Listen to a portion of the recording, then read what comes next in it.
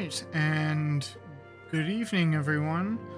This is Myrokos here, coming to you with another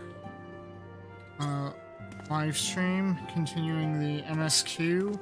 After a little bit of a break and trying to level some of my alt jobs, I've decided to finally resume the MSQ for Heaven's Ward patch content. I am starting patch 3.1. And so, without further ado, I need to speak with Alpha now. An uncertain future. Alpha now wishes to share the latest developments in the search for the missing scion.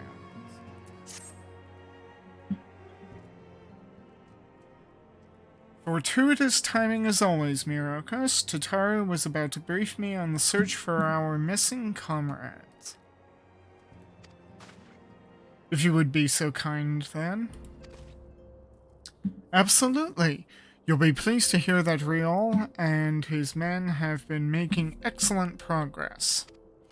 You remember how Flamine helped me to escape the Crystal Braves in Limsa Laminsa, only to then disappear? Well, according to Riol, she crept aboard a ship bound for Radzatan, where she's been in hiding ever since. He assures me that it won't be long before we are reunited. As for Ida and Papalimo, the remains of their link pearls have been found, and in Pearl Lane, of all places. Riol thinks they must have disposed of them after escaping from the Royal Promenade. Smart. Yes, that would make sense. They could not risk being eavesdropped upon by our betrayers. We're all but certain they fled the city shortly after, though we still don't have a clue where they went. I see. And what of Thancred and Minfilia? I'm afraid I have nothing new to share about those two, but it's not all doom and gloom. The good news is we've enlisted the services of a Charlean scholar, one of the students of Baldesion, to aid in the search, who should be arriving any day now. One of the students, you say? I should very much like to meet this scholar, if time permits. But first we must attend to a more pressing matter. Sir Amarak has summoned the two of us for a private audience. The messenger did not specify what he wished to discuss, only that it was urgent. Assuming you have no objections, I suggest we proceed to the congregation forthwith. And mayhap we can meet with the scholar afterwards. Agreed? Yeah, that makes sense. In that case, I think I'll return to the Forgotten Night for now.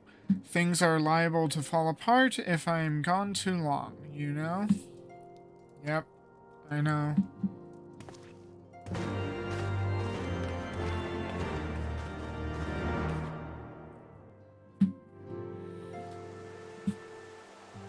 Okay, so now to the congregation of our Knights Most Heaven. And remember, if at any point you like what you see, make sure you like, share, subscribe, hit the bell, all of that stuff. If you're watching this on Twitch, like it, give me a follow, and hit the bell if you're watching on YouTube. Like, share, and subscribe.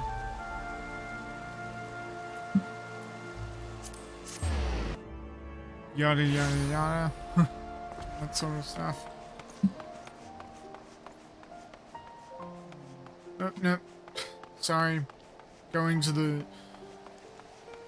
Forgotten Night out of habit.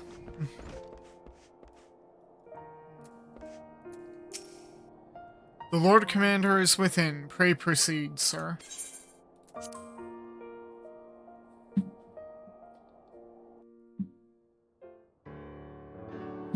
Hey, Sir Amarok. And Lucia.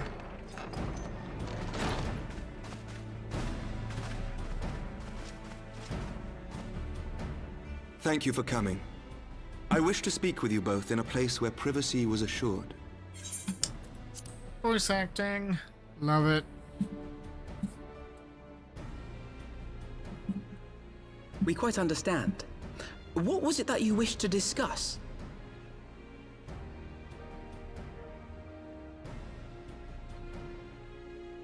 With my father's passing, the seat of the Archbishop lies vacant. And so, in accordance with canon law, I have assumed his responsibilities. I should stress that this is a temporary measure.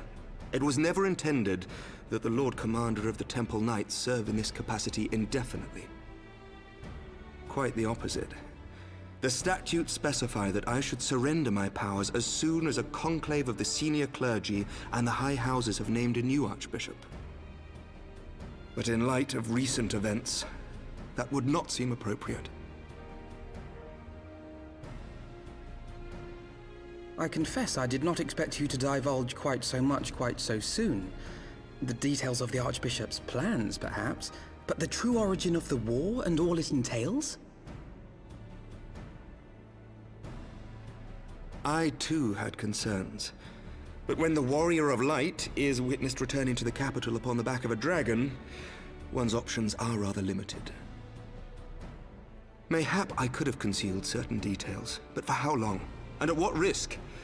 Should the truth have come to light in the meantime, how would the people have viewed my silence? After 1,000 years of lies and secrecy, I could not well abuse their trust and hope to be believed. The time for deception has passed. I only wish the people agreed. That some would deny the truth I had anticipated, but not this many. And among the few who acknowledged that my father had to be stopped, no small number questioned our methods.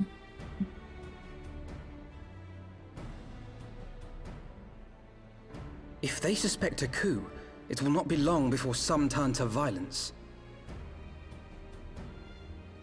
It has already begun, and that on both sides. Men and women of the cloth are being harassed in the streets. Some have even been assaulted in the Broom. Hilda and her people have formed a watch to help us maintain order, but such measures will not prevent the unrest from spreading. For all our talk of peace, the people remain frightened and confused. For their sake, we must bring the Dragonsong War to a definitive end. Yeah, Nidhogg is still out there. And we should be glad to help you, Sir Emmerich. But what precisely would you have us do?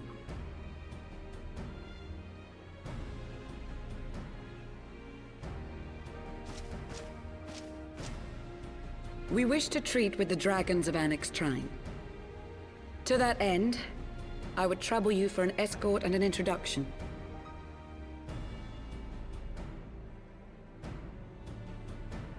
Annex Trine? You would speak with Vidofnir, then? We must needs open a dialogue between our peoples. Acting as my representative, Lucia will extend an invitation to their leader, that she might visit us here in Ishgard. Were she still with us, I would of course have beseeched Isel's assistance in this matter. But as she is not, I must ask that you aid us in her stead. Will you do us this favor? Yeah, sure. Why not?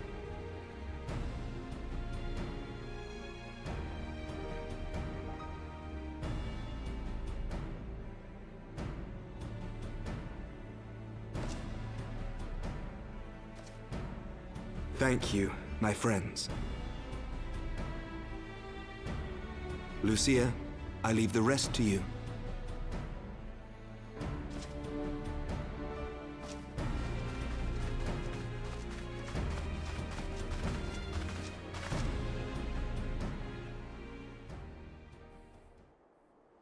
In the wake of the Archbishop's fall, the nation of Ishgard trembled, the faith of her people shaken to its very core.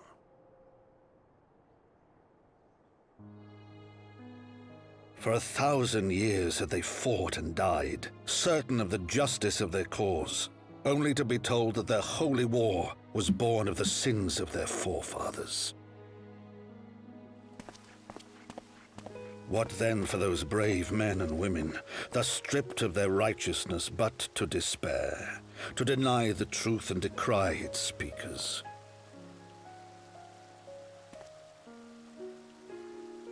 And what then for those whom they defamed but to hope on, to have faith in a brighter tomorrow?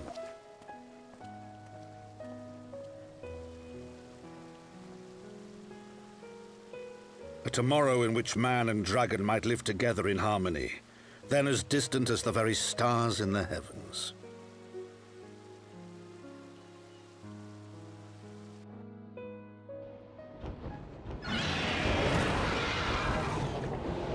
Yet while we dared to hope, deep within his lair the enemy lay, gathering his strength.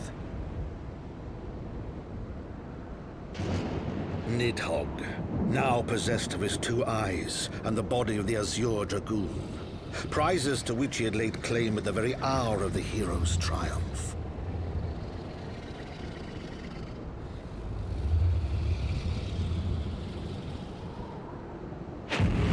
As desperately as we sought the solace of peace, the great worm craved the misery of war. Nor was he alone in his misbegotten desire.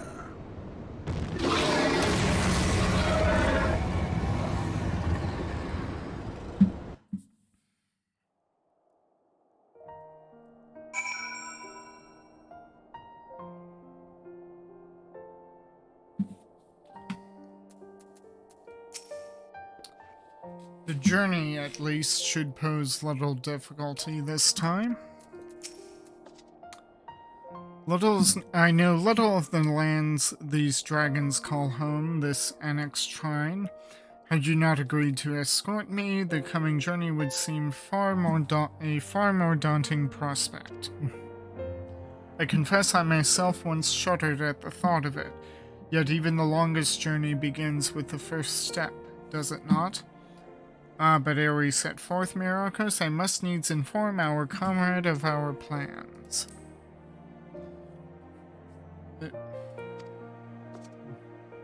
Very well, I shall see to my preparations. Let us go and bid farewell to Tataru, Myrokos.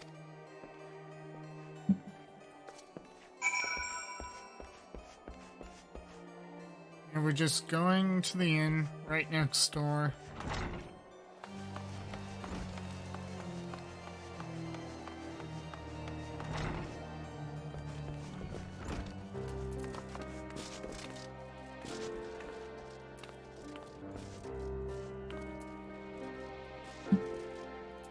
Oh, no wave, Tataru? I thought you might want to tell her. You would, or would you rather I did all the talking? So, what was your secret meeting all about? I'm all ears.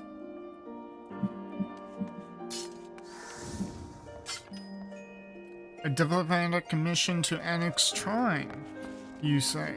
Well, I suppose that does take precedence. But should your meeting with Vidolfnir happen to end early, you might consider rendezvousing with Ishtola in Idleshire. She'll be there to receive our guest. Don't get me wrong, your meeting with the dragons is terribly important and everything, but the scholar happens to be time permitting, as I said. We shall endeavor to join Ishtola, but if we cannot, pray pass on our regards. Let us be off, Myrokos. We have kept the first commander waiting long enough.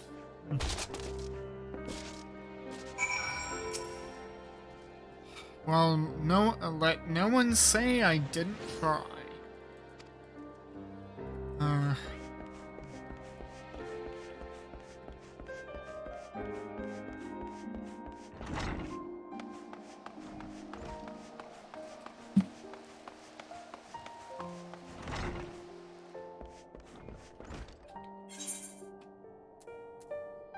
Okay, good.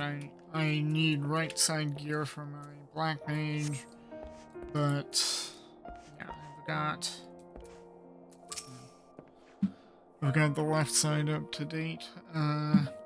One task at a time, Myrokos. Besides, I have no doubt that Ishtola can look after the scholar by herself. Oh, such confidence. You are ready then? Good, so am I.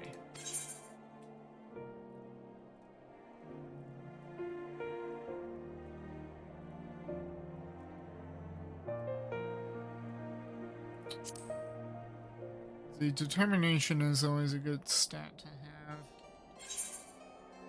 He is a black mage. Direct hit, critical hit, and determination. Spell speed, determination.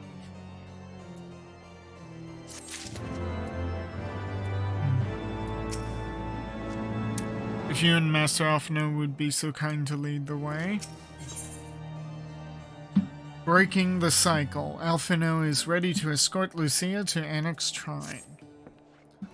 The path is long but known to us. From Falcon's Nest, we shall cross the western highlands and make for Tailfeather in the Dravanian Forelands. There we can stop and to rest and replenish our supplies. Questions? If not, then the stables await.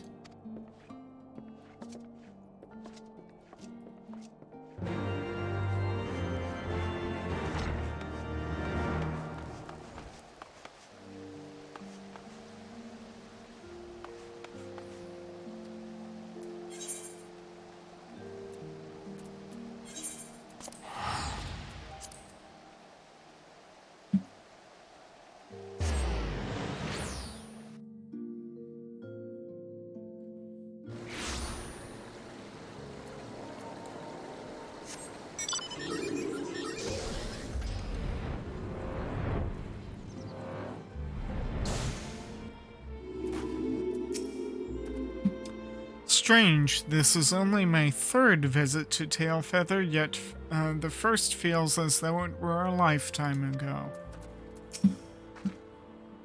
I always imagined that the first time I set foot upon Dravanian soil would be at the head of an army, and here I am, ready to treat with the brothers and sisters of mine enemies. Full well do I know how difficult it can be to set aside the past, though it was I who first proposed recruiting Azale to our cause. I questioned the wisdom of my words almost as soon as I had uttered them, and for a long time after that. Here was a woman with the blood of innocence on her hands, men, women, children, all slain in the name of the implacable Lady Iceheart. Yet she acknowledged her misdeeds and agreed to join us in common cause. At our side, she fought in service to that greater good, even unto her dying breath. And while that does not absolve her of her sins, I hope that one day she will be remembered not merely as a heretic, but as a misguided soul who dreamt of peace. You ask much, Master Alphino. Yet who can say what might come to pass, should our negotiations bear fruit? Yes, of course. We must press on to Annex Shrine, if you will follow me.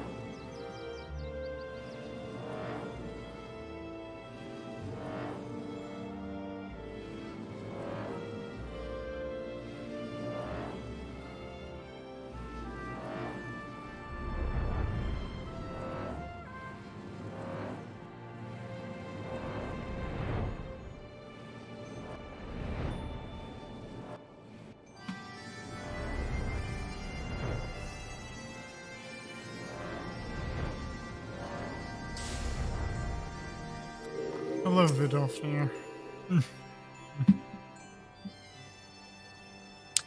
Thou art ever welcome here, friend of Azale. But this one I do not know.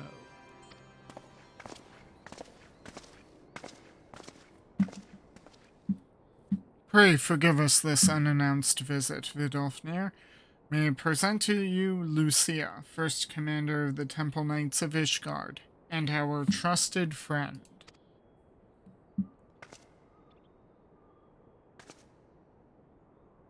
It is an honor to meet you, Vidofnir.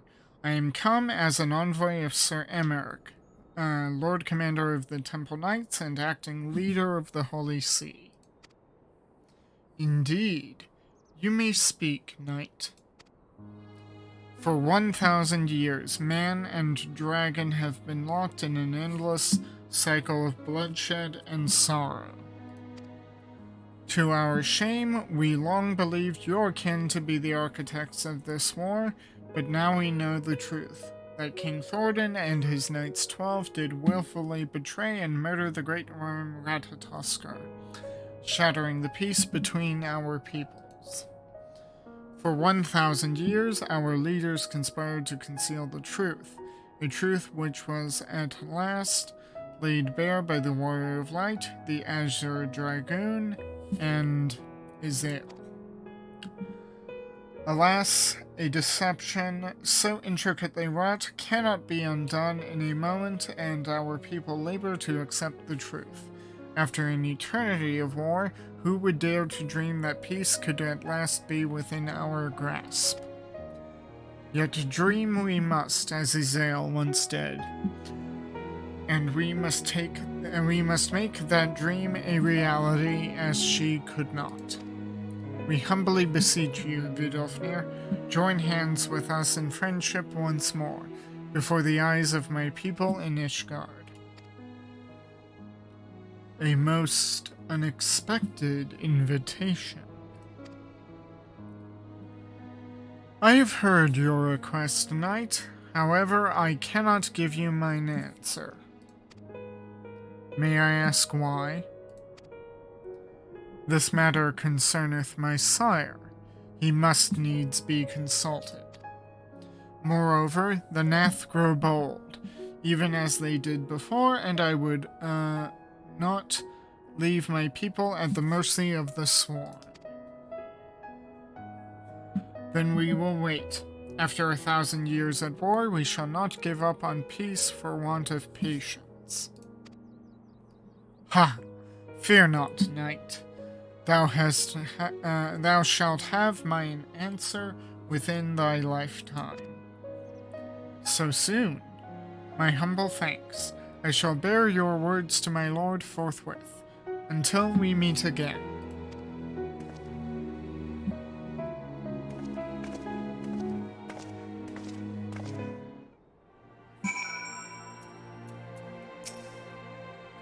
Never did I think to see a knight of Ishgard come unto Anak's shrine, bearing words instead of steel.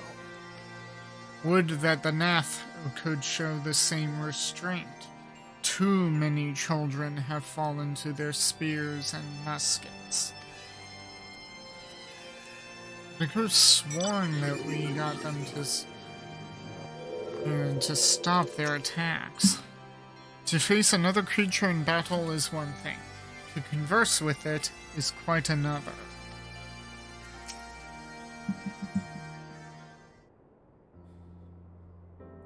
Given the circumstances, I would say that went rather well.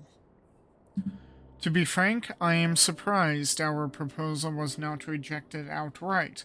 Whether aught will come of it remains to be seen, however. True, these things take time. Mayhap I should take this opportunity to speak with some of the other dragons. But you need not wait for me. The return journey holds no fears for me now. Well, if you have no further need of our services, we shall continue on to Sharlayan. We hope to welcome a scholar who has agreed to aid us in the search for our missing comrades. Then I pray your journey is as swift and uneventful as ours was, and thank you again for sparing me the time to assist us. Even when such grave matters remain unresolved. I can think of no graver matter than 1,000 years' war. one which our friends gave their lives to see to see ended. Suffice it to say, I would willingly make 1,000 such journeys to ensure that their sacrifice was not in vain. Of that I have no doubt, Master Alphino. I only hope that the fates will not hold you to your word.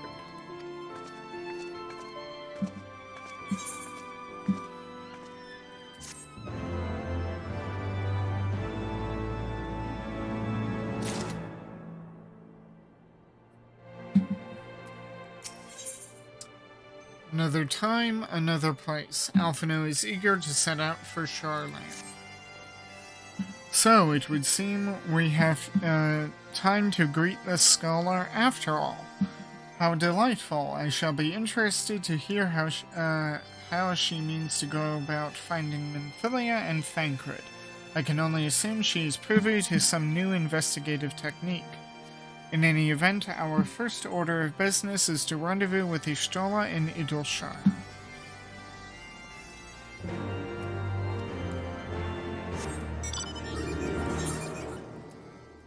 Off we go.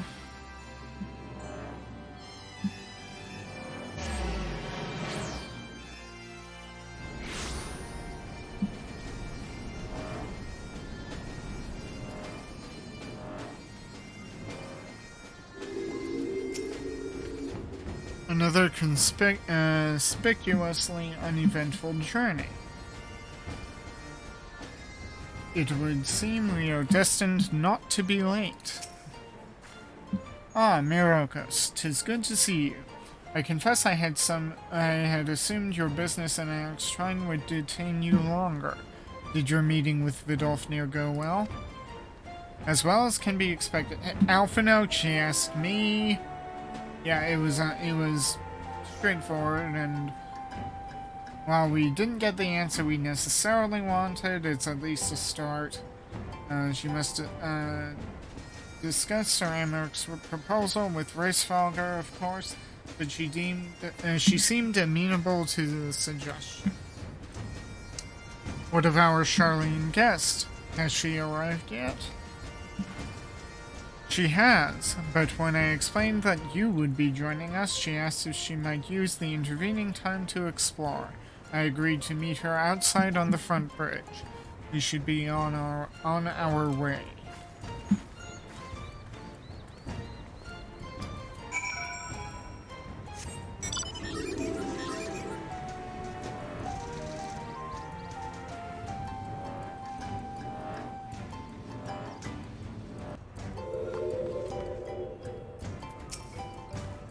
It would seem we are early.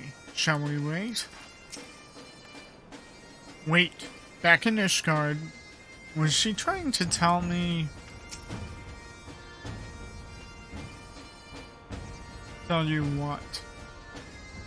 I mean, I wasn't there for that, so you're going to have to...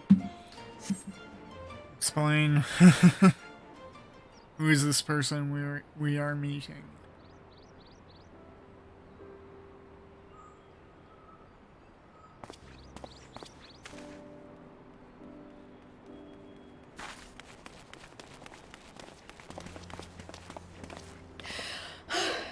I'm terribly sorry to have kept you all waiting. So this is Kryle. Yeah, Minfilia mentioned her name, but I had no idea.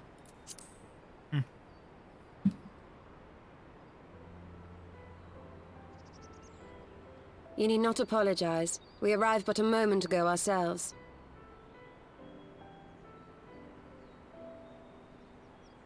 Pray, allow me to introduce Kryle, who has recently come from the Sharlayan motherland. She has generously offered to assist us. Oh, please, think nothing of it. A trip to Eorzea was long overdue.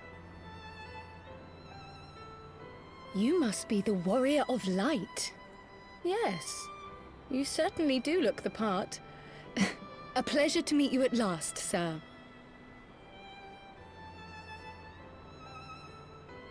And who is that I spy but young Alphino Levieux himself?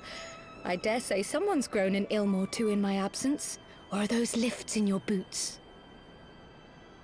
Possibly both. We, Miss Kryl and I met at the Studium years ago. I shall forever be indebted to her for her sage guidance. It was no small task keeping him out of trouble, believe you me. The youngest ever to enter the Studium, him and his sister, 11-year-old prodigies. Suffice it to say, social graces were not among his list of talents. Striding up to his seniors on his first day, head held high. What was it he said again? Ooh, Thank you, do Kryl. Oh, come on, tell us. I want to know. We gotta know these things. For what? I haven't finished yet. Would you care to attempt a more dexterous deflection? Mayhap we should save this delightful conversation for a more fitting occasion, when pressing matters do not demand our undivided attention. A bit much, but better. I can tell you have been putting your skills to use here in Eorzea. Henceforth, I trust you will dazzle me with your eloquence at the first time of asking. Ooh. Yeah, sticking it to Alphino. True to form and very good. Right, on to more pressing matters. Finding Minfilia and the other missing scions. Yep, I gather you have new information to share with us. A new approach, actually. Tataru recounted the tale of your escape, and it gave me an idea. Simply put, assuming Thancred left some manner of trail when you whisked him away, as is almost always the case with teleportation magics, I am confident I can find and follow it. Then what are you waiting for? The wherewithal to do it. The fact is, my abilities aren't quite up to the task. Not in themselves, anyway. If I had Master Matoya's crystal eye, on the other hand... Then let us all call on her forthwith. I think it best that you explain your plan to her in person.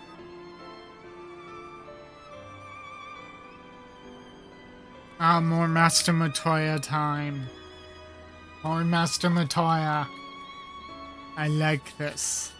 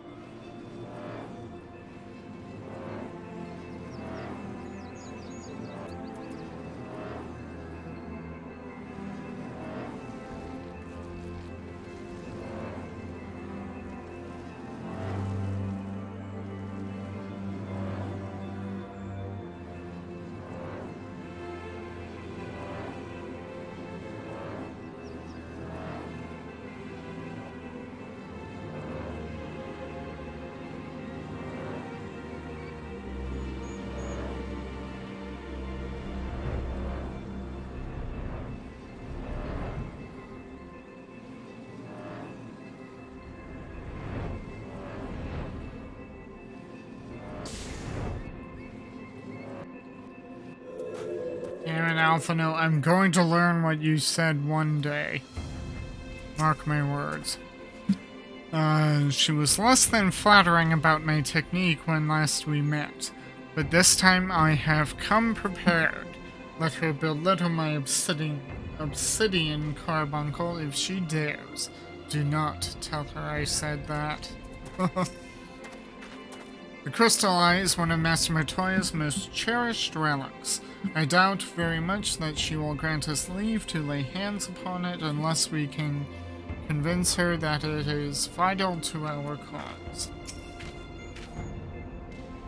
You did say we were headed for a cave, did you not? Because I certainly don't see a cave nearby. Is Master Matoya meeting us on the way or something?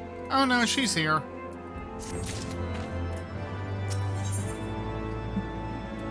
In the eye of the beholder, the prospect of meeting the famous Master Matoya seems to have set Kryl thinking. I have heard so many stories of Master Matoya, some quite flattering, others less so. All are probably true. Rest assured, they are all true. Yeah. So it goes. This way, and have care where you tread.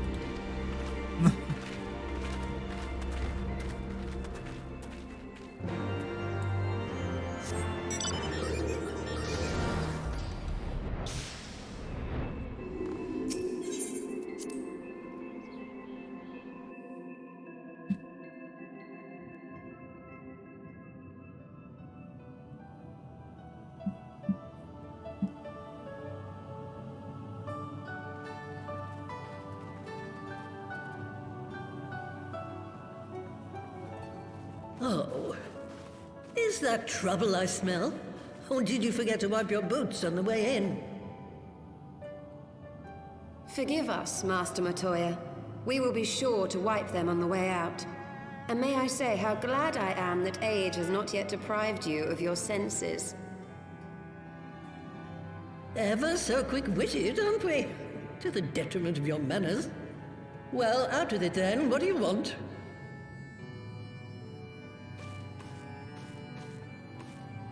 Pray, allow me to introduce myself, Master Matoya. I am Kryl, of the students of Baldessian. I hope you will excuse our unannounced visit. Baldessian, you say?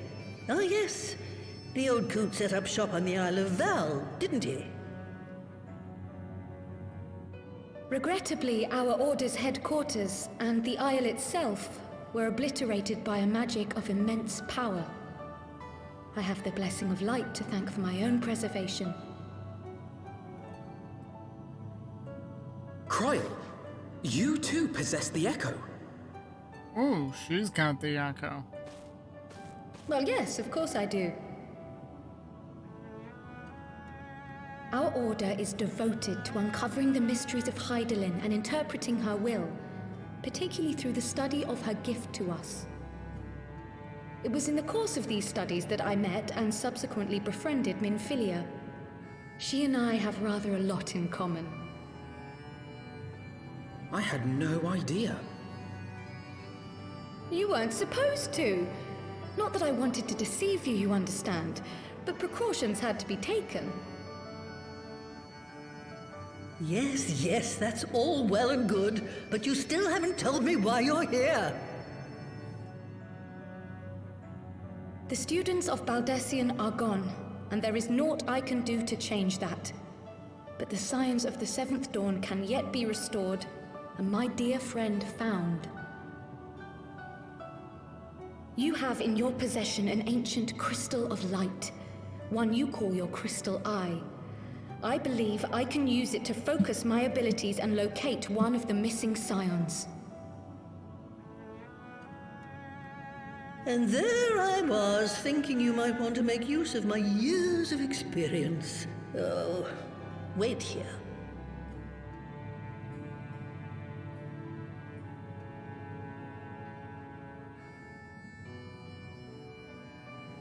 Long did I ponder the nature of this crystal and its familiar radiance, but never did I suspect it was a crystal of light.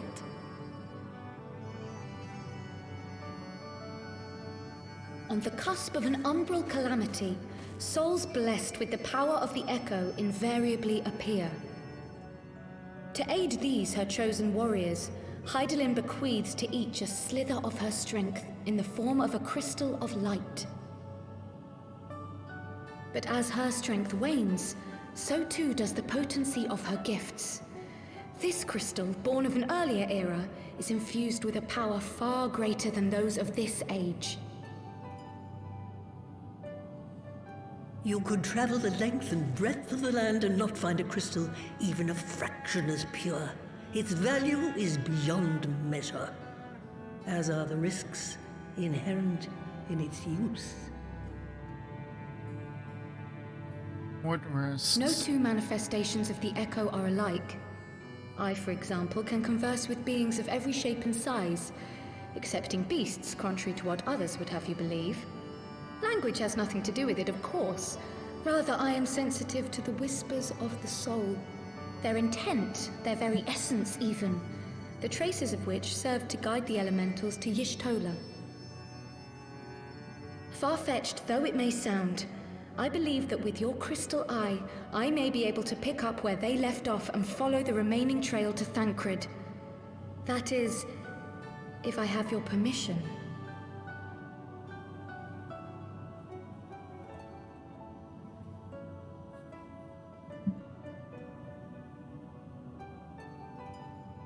Well, the poor sod's not going to find himself. So, as long as you don't drop it or take it out of my sight, you may do with it what you will. Thank you, Master Matoya.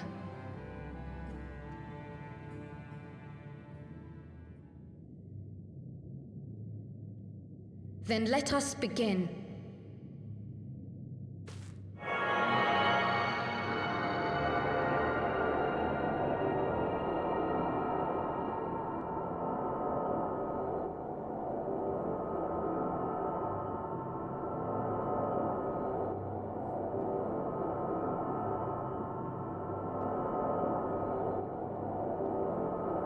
From the Black Shroud, the trail continues to the north and west, towards a mountain, the foot of Som Al. It was a near thing, but he was not deposited within the rock.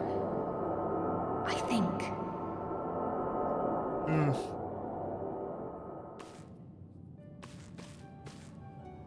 The hunters of Tailfeather know those lands well.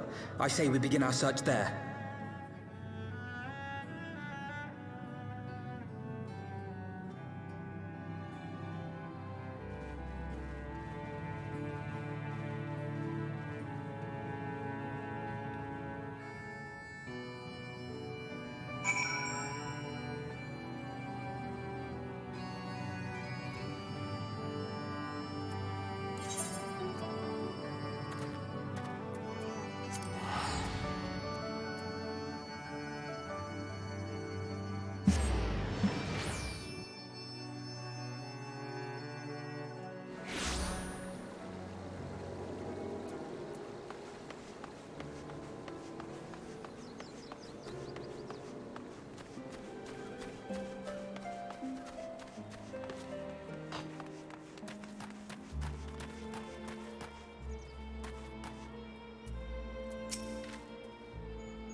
We had forests like these on the Isle of Val.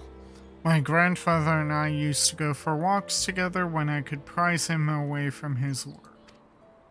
It was the least I could do for him, considering everything he has done for me, taking me in when I was an orphan, raising me as his own, giving me a name.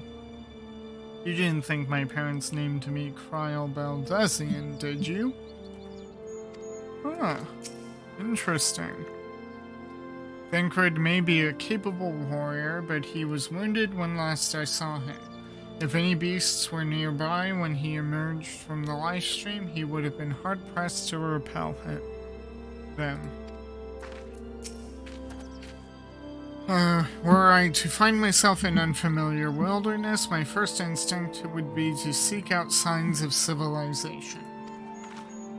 Ordinarily, perhaps, but in his wounded state, he may not have wished to risk contact with strangers of unknown allegiance.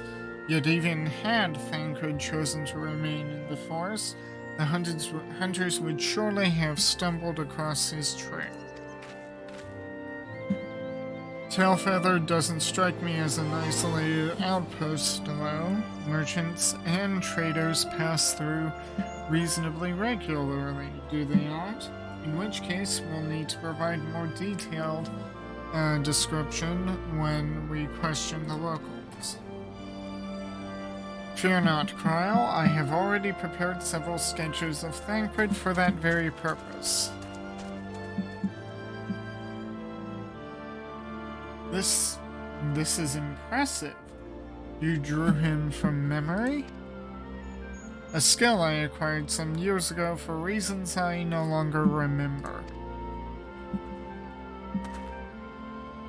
I propose we split into 2 pairs. Estella and I will inquire the outlying encampments. Meanwhile, Myrokos and Kryl will question the residents of Tailfeather. Afterwards, we shall regroup near Lothast Vath, and share our findings. Assuming there are no objections, let us be about it.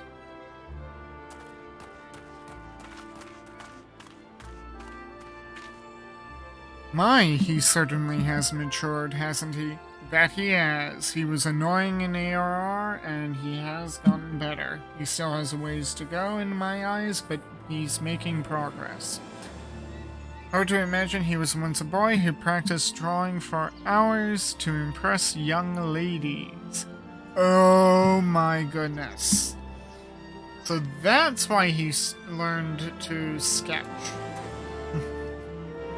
Anyway, we had best get started. Find me when you have finished making your round.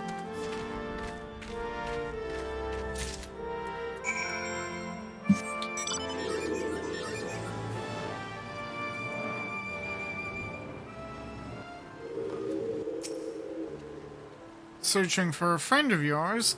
Let's have a look then. A surprisingly accurate depiction of the missing Thancred, suggesting that Alphina may have mistaken his life's calling.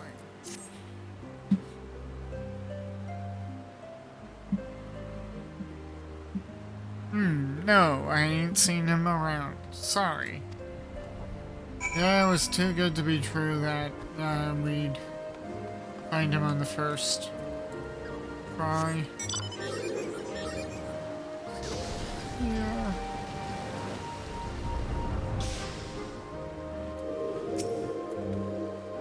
Sure, man.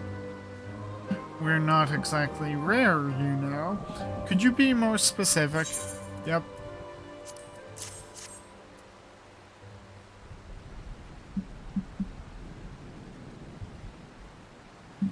I did spy this bloke a while back. Didn't get a good look at his face, but it could have been him. This was beyond the forest, as I recall, along the river to the west of Tailfeather. I remember thinking he wasn't much of a hunter. The lad was making no effort to cover his tracks, you see, and he was carrying an axe instead of a bow. Kind of odd, but okay. I mean, you make do with what you have.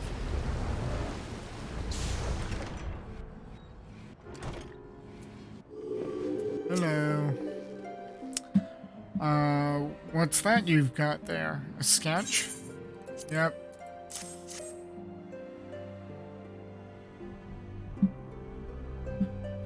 Can't say I know the face. You say he's something of a warrior? Well, technically he's a rogue, but... I heard a tale the other day about a hero vagabond who brought down a Bandersnatch by himself and with style. Way they tell it, he was dancing with the beast like it was the bell of the bleeding ball. Sound like your man? Yeah, that does.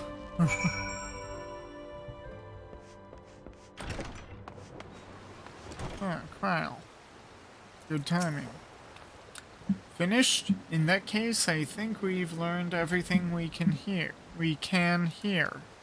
Let's see what the others have found.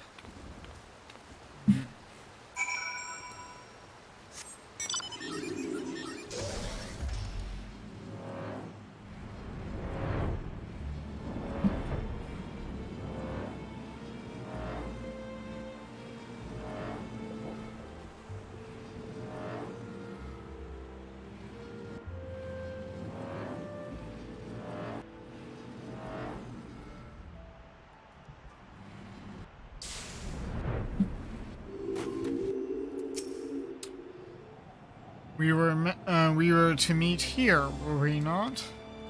Yeah, this looks about it.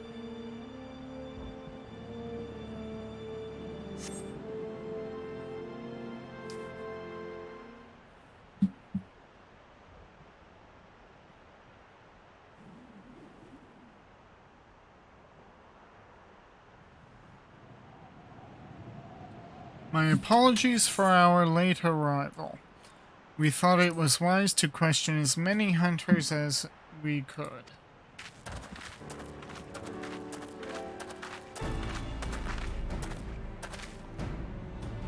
Many have made camp in inaccessible locations, ideal for hunting game, not so for receiving visitors. Nevertheless, our time proved well spent. There have been countless sightings of an exceptionally capable Huron hunter with whom no one is familiar. Though none chanced to see the man's face, his height and build match Thancred's description, as does his fighting prowess.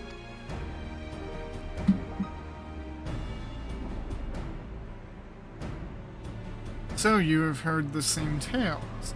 Be that as it may, we yet want for conclusive proof. Mayhap this is unrelated, but I heard a curious tale regarding a Vath trader. He came to Tailfeather in search of garments fit for, quote, a, quote, man of refinement, which seemed a rather curious description for one of his kind. You are implying that Thancred sent a Vath to market in his stead. Why would he not go himself? Well, if you recall, you yourself emerged from the livestream as naked as your name day. It is a scene I shall never forget. Is it now? Oh, they are so digging into Alpha now. There. Well, I was pleased to see you. I mean, it was a simple statement of fact. It stands to reason that Thancred found himself in the same predicament. In any case, if he had dealings with the Vath, they should be able to tell us, no? Quite right. Kryle, quite right. Okay, who's getting the meat? Vath, don't just give information on a whim. Given that Alphino seems to recall the details of my return so vividly, I would rather he not draw me from memory, talented or not. Honestly, that boy, some things never change. A little slow, a little late. Alphino would like very much to continue the search for Thancred. Well, what are we waiting for? For all we know, Thancred could be waiting for us in Lothast Vath. We must go and see the Vath right away. Come along, everyone. Come along.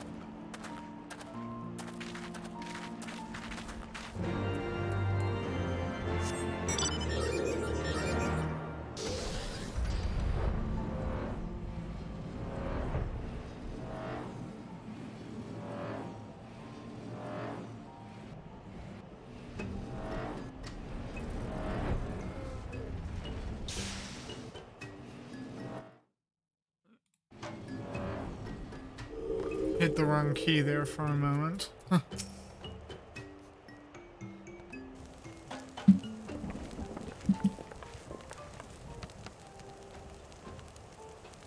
Great hunters, we welcome you once more to Lothast Vath.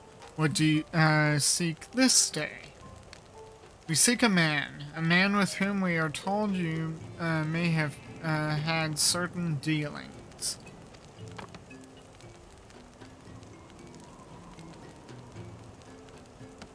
How curious! The hunters tire of godly sport and pursue mortal prey. No, he is not prey, but a friend long missing. Good, he is a friend to the Vath as well, one with whom we have traded many times. Truly, and you are quite certain it was this man? There is no doubt. The fleshling clothed in skins came to came to us from Somal, lost and weak. He offered meat and hides in trade, and in exchange we tended his wounds. He brought us much flesh, so skilled a hunter he was. Much flesh. When he asked for garments, were glad to provide them. And where is he now? Gone to Lothast Nath. Not long ago, when he heard the One Mind had summoned our god once more. Ravana is returned. Vidofnu did say that the Nath had grown as before, but what could Thancred hope to accomplish by himself? Honored Elder, we thank you for your help. Would that we could repay this kindness ere we depart, but we must hasten to our comrade's side. Go, great hunters, lest the Nath claim him as a sacrifice.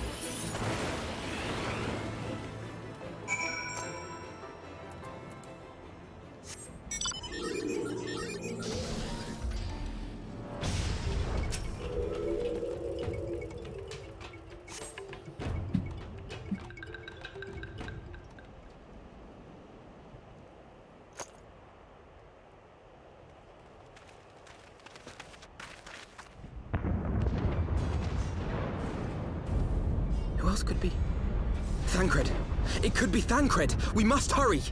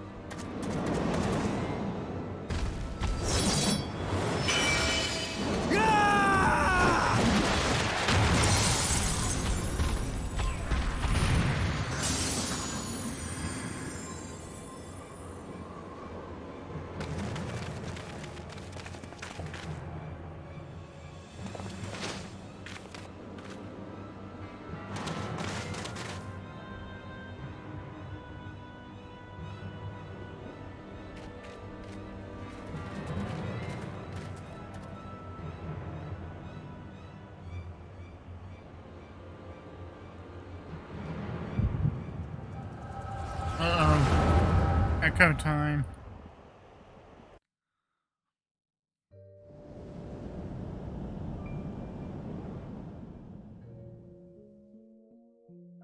This day, we reclaim the reins of history. This day, we rid ourselves of the Ascians forever!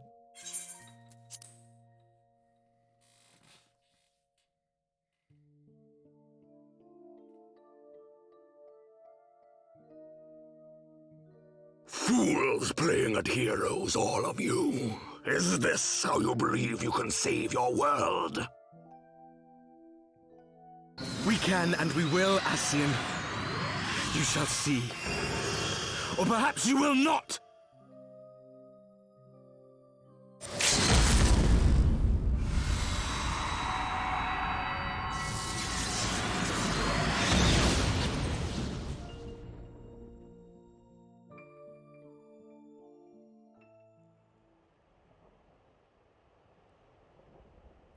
So you are the Warrior of Light, the savior of Eorzea.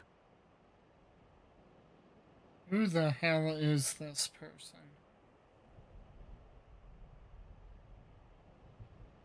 It's a wonder you didn't come sooner, what with the primal and all. Lost a step, have we? Have care. The ether moves strangely around him. It would seem we share a common enemy. Mayhap you would tell us who you are.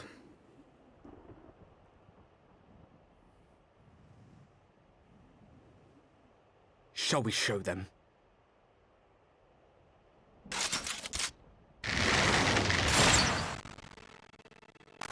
Oh dear.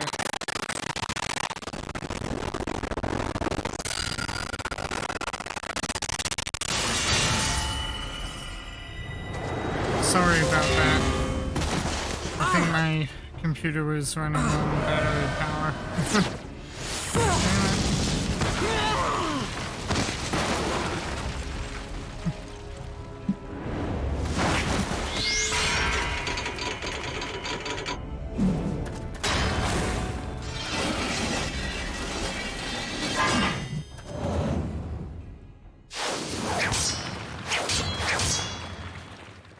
Throwing knives. That's him.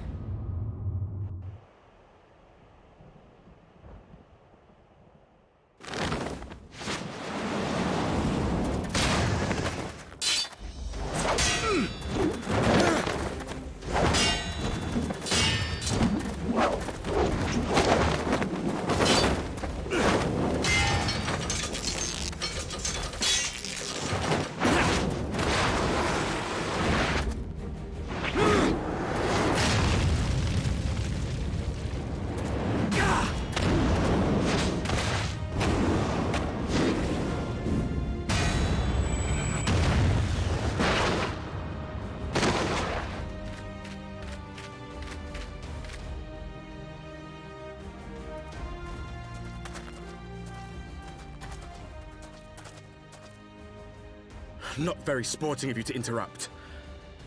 But so be it.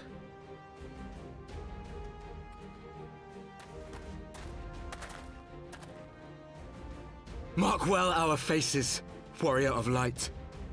For we are the Warriors of Darkness. Walkers of a different path. And we shall meet again.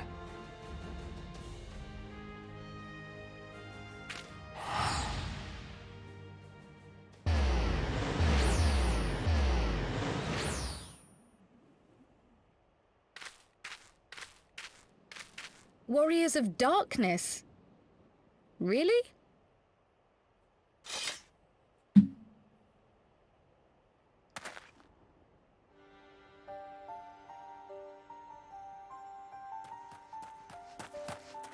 Thancred! Are you all right?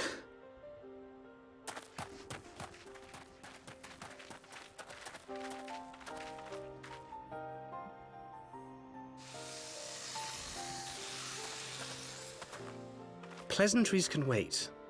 I'd rather not be here when the Nath arrive. Agreed?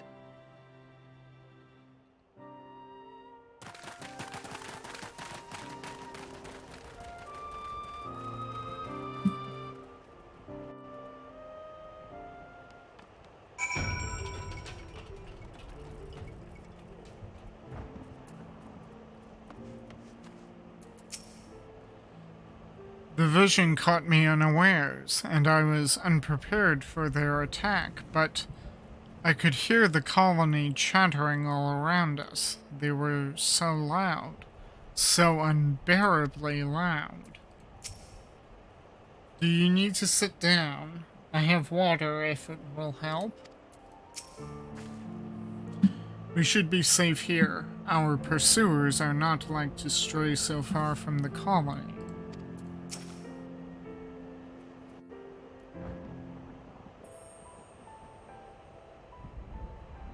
Suffice it to say, our reunion was not at all as I pictured it. Waiting until the last instant to join the fray. 'Tis plain you have not lost your appetite for the dramatic. My appetite for the dramatic? Have you forgotten the circumstances of our parting? The heroic last stand, the tunnel filling with light, and then... Had I known you intended to use forbidden magics to deliver me to some god's forsaken wilderness, I would have thanked you in advance. Thancred.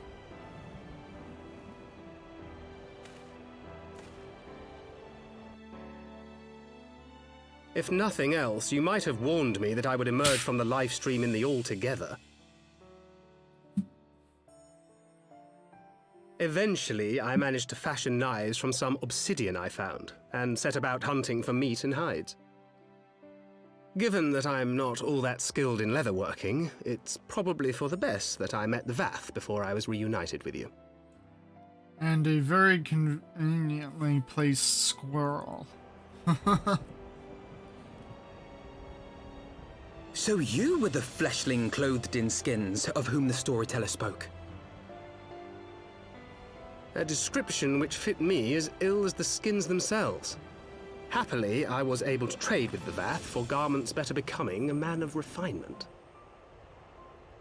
From them, I learned of Ravana, and of the great warrior who had once laid him low.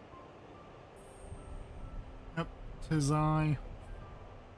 And I beat him on And thence extreme. did you conclude that were you to track the Primal's movements, it would surely bring you into contact with the Scions once more. It seemed a reasonable assumption. I could think of no one else with your enthusiasm for slaying beastmen gods. Until now, that is. Ah, yes. The self-proclaimed warriors of darkness. 'Tis only fitting that they stand in opposition to the warrior of light, I suppose. I glimpsed the leaders past, if only for a moment. They were confronting a man in black. An Ascian, I think.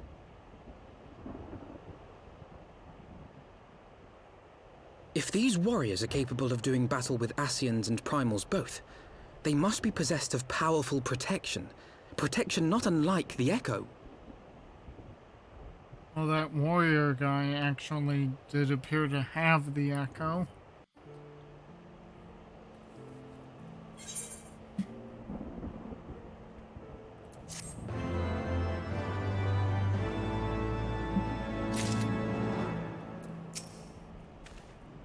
I know what you're thinking, but really you needn't worry.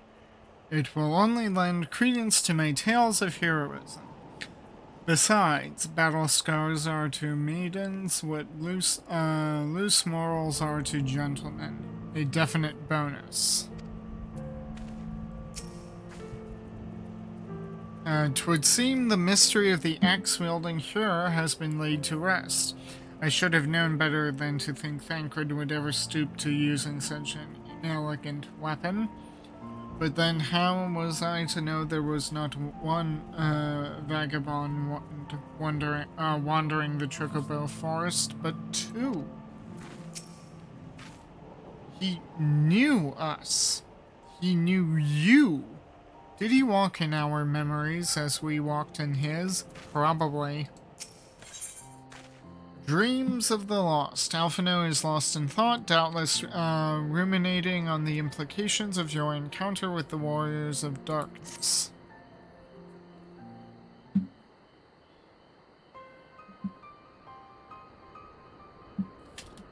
Blessed with the power of the Echo, and driven to put down primals, despite his declaration that they were walking a different path. I struggle to see how their goals conflict with ours.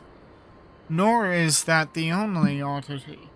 I find it passing strange that such exceptional individuals should have wholly escaped our notice until now. Surely we would have heard rumors and attempted to recruit them to our cause. I recall no such adventurers, and I would not soon forget their like, nor would any of us, I think. One of our primary duties was to scour the city-states for promising candidates, which is how Thancred found Myrokos. Ah, the memories. It seems like only yesterday you slew your first primal. Speaking of which, I had the distinct impression that it was not the first time that band of merry men and women had killed a god. I labor to believe that a band of preternaturally gifted adventurers has been traveling the land, slaying primals without our knowledge. It would imply gross negligence on our part. Speculation will avail us not. There is far too much we do not know. For the present, we must needs concentrate on what we do know. Namely, that Lord Ravana is no more. Vidofnir must be informed. The news may render her more receptive to Sir Emeric's invitation. Since you seem to have affairs here well in hand, I shall take my leave. Simply being in the vicinity of this colony is giving me a stinking headache. If you have need of me, I shall be with Master Matoya. I would beg her assistance with the search for Minfilia. Wait, Minfilia is missing? I thought she escaped with Myrokos, until she chose to stay behind and told me to press on alone. I shall explain on the road. Much has happened in your absence.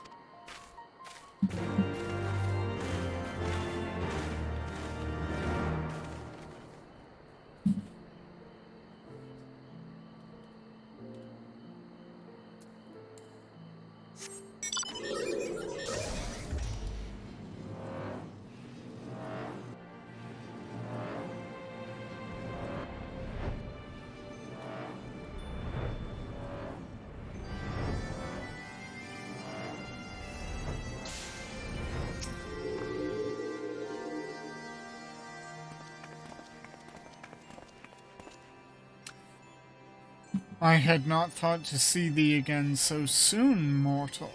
If thou seekest the night, know that she hath long since departed for Ishgard. My thanks, Vidofnir, but it was not for her that we came. We bring good tidings for you and yours. Lord Ravana, who had been summoned by the Nath, has again been laid low. Truly, once more you mortals have succeeded where mine own kind did fail. You have our deepest thanks. Would that we could take credit. The god fell by another's hand. Another? Revelation upon revelation. Regardless, it is a cause for celebration. The Nath will have no choice but to withdraw. But to another matter, I have tidings for thee as well. Regarding the Ishgardian's invitation. As promised, I brought the matter to my sire. Hearken to his answer now. Alright, people, let's hearken. For 1,000 years have I mourned my beloved, who gave her life to forge a peace thy kind betrayed. Such was my lot, until a child of Ishgard came unto me. For want of warmth, she wrapped herself in a dream, yet the world will remember her deeds. For truth she fought, for justice she sinned, for redemption she sacrificed, and became as light. To follow one's heart, to have faith in one's convictions, be it for weal or be it for woe. Such is the folly and the glory of man and of dragon. He hath entrusted the choice to us. We have made it. We will keep faith with you who walk in the light. Then you accept Sir Emeric's invitation. Let it be known that I, Vidofnir, shall journey unto Ishgard on behalf of my people. We are honored to receive your answer, and will convey your words to our allies without delay.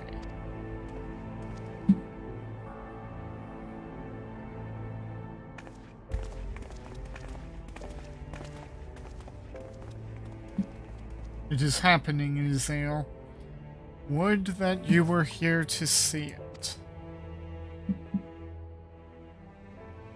Oh, Azale. And Horshafa.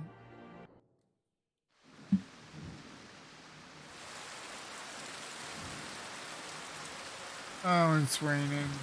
How wonderful. Even as the Scions celebrated the return of a long-lost friend, honorable men plotted to deprive them of another.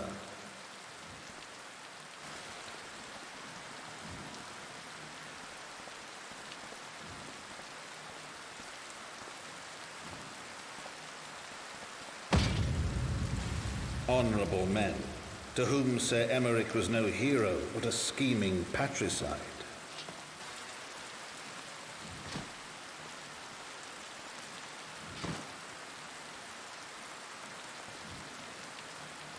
Honorable men who would fain wash the paving stones of foundation with the tyrant's blood.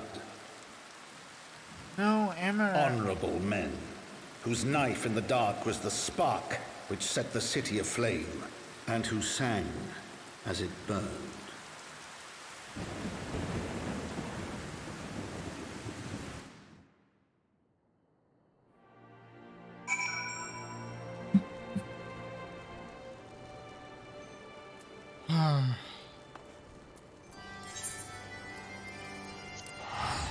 Always something there is.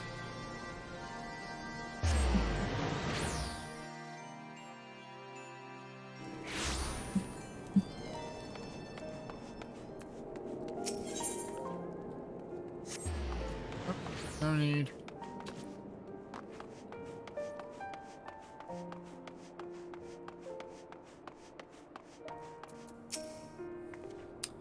Fortunately, the journey afforded us ample time to brief Thancred on recent events. So you slew a handful of primals, chatted with the Emperor of Garlemald, uncovered the truth behind a 1,000-year war, thwarted a megalomaniacal Archbishop's ambitions, and then rode home on the back of the Father of Dragons. Does that sum it up? Yep. That it does. Right, let us not keep Sir Emeric waiting. Are you quite well, Thancred? Yes, quite well. Forgive me. You have given me rather a lot to digest. This whole affair with the Ishgardians and the Dravanians and our friends nowhere to be found. It would seem there is no end to our troubles. We can but face them head on, one at a time. For now, we must apply ourselves to our allotted tasks, and leave the others to theirs. Remember, Thancred, we found you as they found me. In time, we will find Ida and Papalimo and Minfelia as well. These troubles will soon be but a memory, one which we will look back on together. Pray do not misunderstand. I did not mean to imply that it would be otherwise. I merely wished that I had rejoined our grand adventure at one of its more triumphal moments. Despite your recent accomplishments, the mood here is less than celebratory. But I have no doubt that we will enjoy many more glamorous victories soon enough, and you may rest assured that I will play my part in them to the very hilt. I know you will. So then, to the congregation.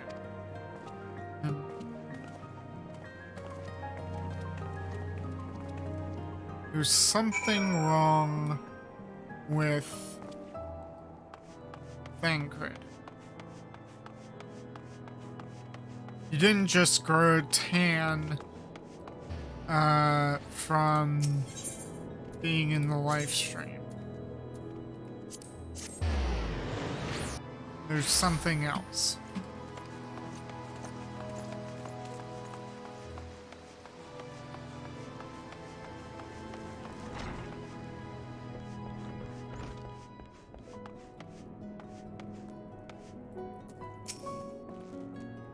Oh good, you're back. Things got a bit heated while you were away.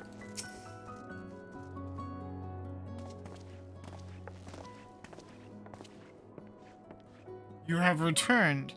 In this, at least, the fates are kind. Greetings, First Commander. It pleases me to inform you that Vidofnir has accepted Sir Amaric's invitation. She has. These are glad tidings indeed.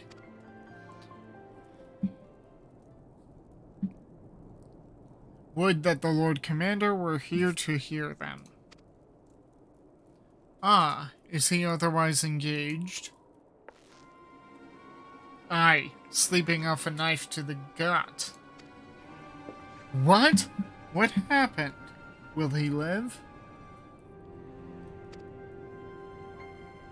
The chirurgeons tell me he will make a full recovery, but had Lord Edmond and Lord Artois not been on hand when the assassin struck, he would not have been so fortunate. For in mercy, they subdued the fiend before he could land the telling blow. The attack was just the beginning, though. Not long after, buildings all around the city, including several of ours, burst into flame. Bastards caught us completely by surprise. We've been dousing the fires, but for everyone we put out, it seems like 2 more start up. Casualties are mounting, especially in the broom. 'Tis plain these fires were started by the assassin's conspirators. Until they have been rounded up, there will be no end to this. Will you help us find them? Sure. Then let us be about it.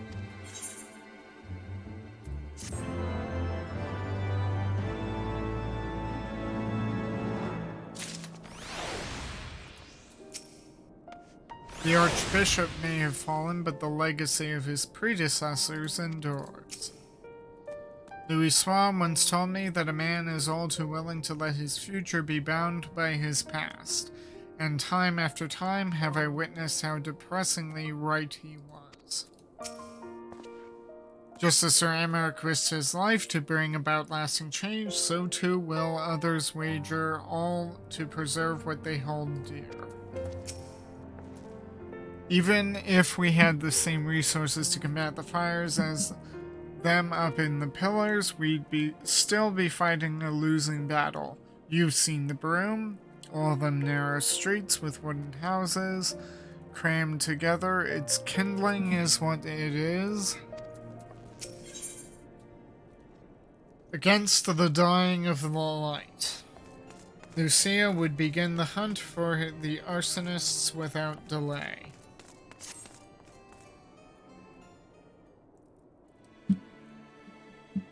The flames are spreading. We must needs begin our investigation immediately.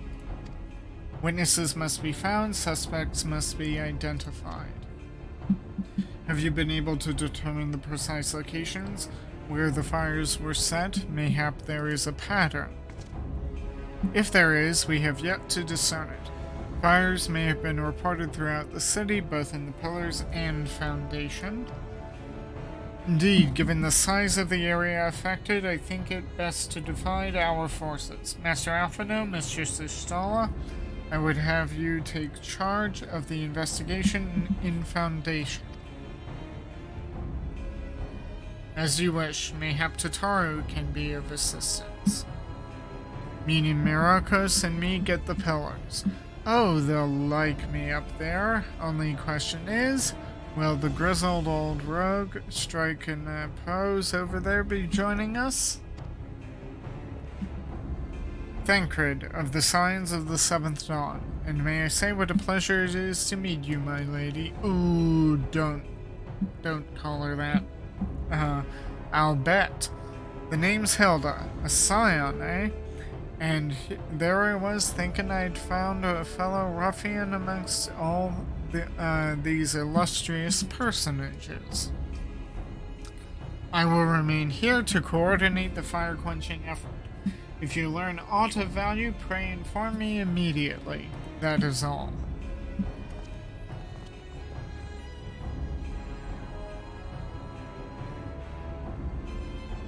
Well, we could begin by sifting through charred rubble and questioning random passers-by. In my experience, every town has at least one individual who can be counted on to know things he or she should not.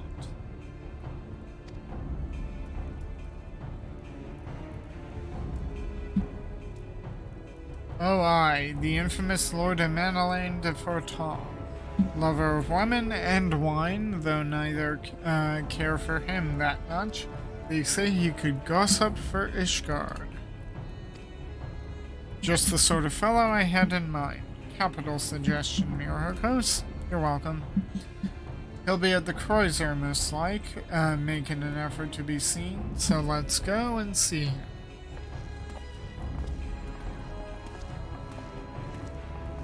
Grizzled, I will accept, but old?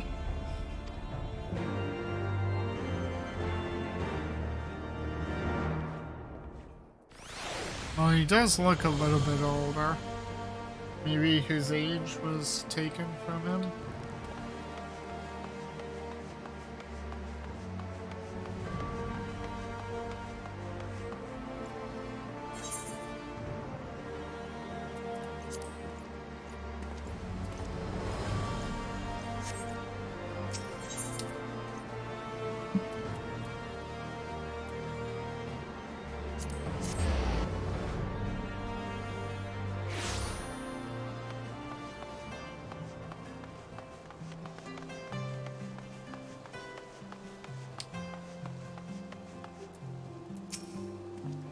Someone once said that a gentleman is rather than does, and in Lord Emmanuel I sense we have living proof. Well, go on then, talk to the daft sod. Ah, Master Tia, I fear Lord Emmanuel has once more strayed from the path.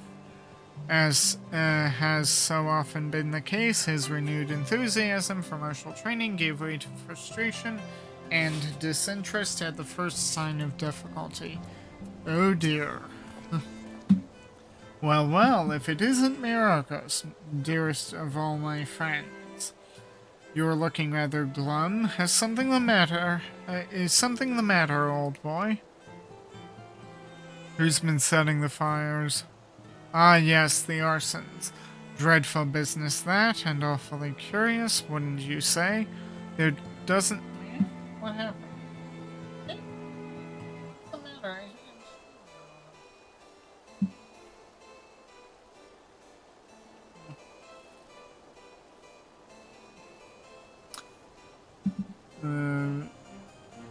There doesn't seem to be any rhyme or reason to it all. Naturally, we've doubled the guard outside the manor, along with most of the other houses. Can't have the old pile going up in flames, after all.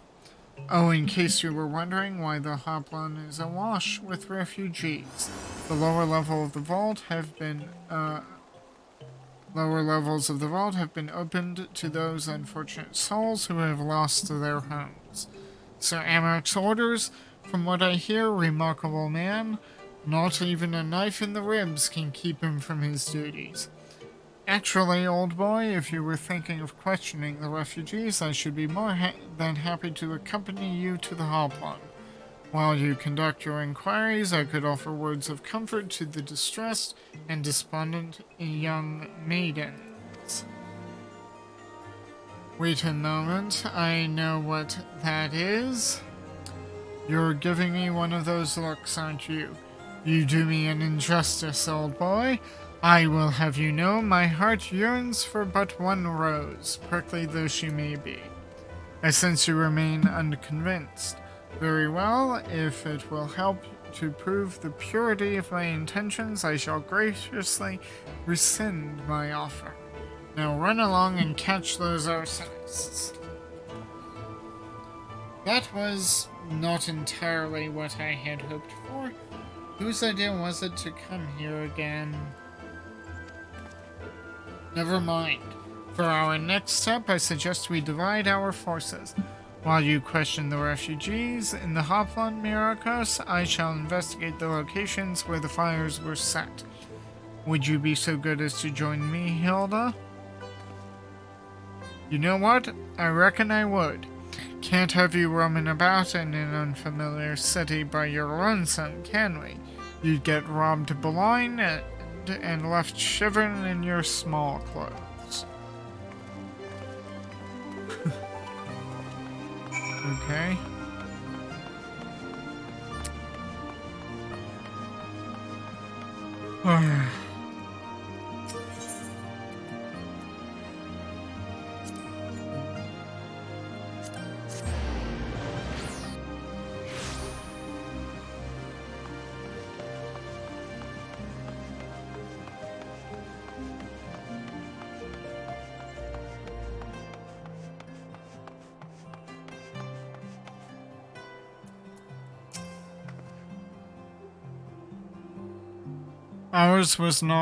Ours was one of the first homes to be claimed, but I didn't see how the fire began.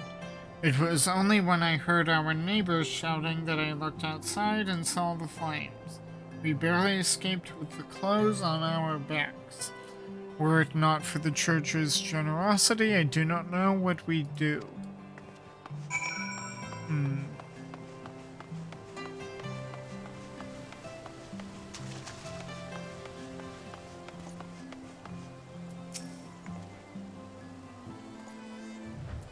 Oh, hey.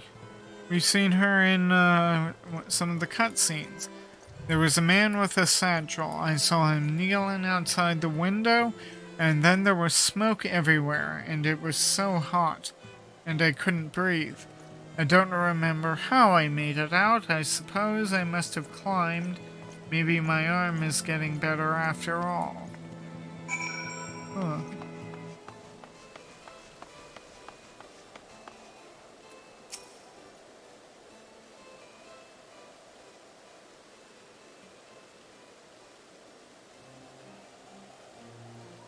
Come, my brothers and sisters, there is food and shelter enough for all in the Basilica.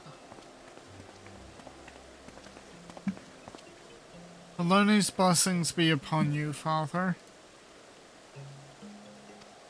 I confess we were not sure if we should come. There are so many unbelievable tales these days about the Archbishop and Sir Emmerich and the Dravanians. Trust in your heart, brother, and pay no heed to the lies of lesser men. They seek only to lead you astray. Do you require succor as well, sir? No, I'm trying to find out who might have been responsible for the horrid arsons. So, the Temple Knights have begun their investigation at last. Good. This madness has gone on far too long. Would that I could do something to aid you in your search, but I have a duty to these poor souls. Farewell, and may the Fury guide your steps.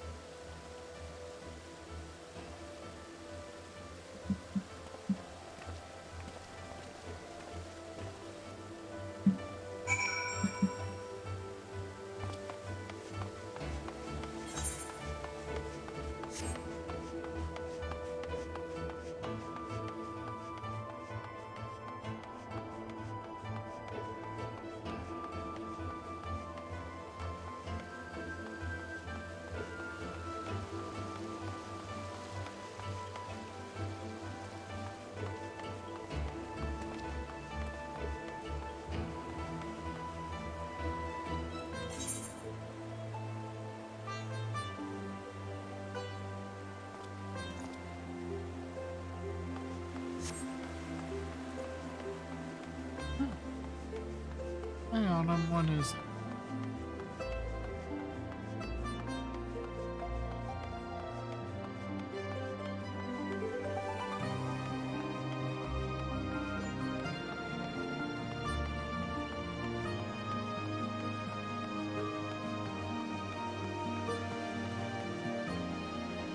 Adam, you're stepping on my mouse. I need the keyboard, please. Finished then? Yep. Ah, there you are. Anything to share?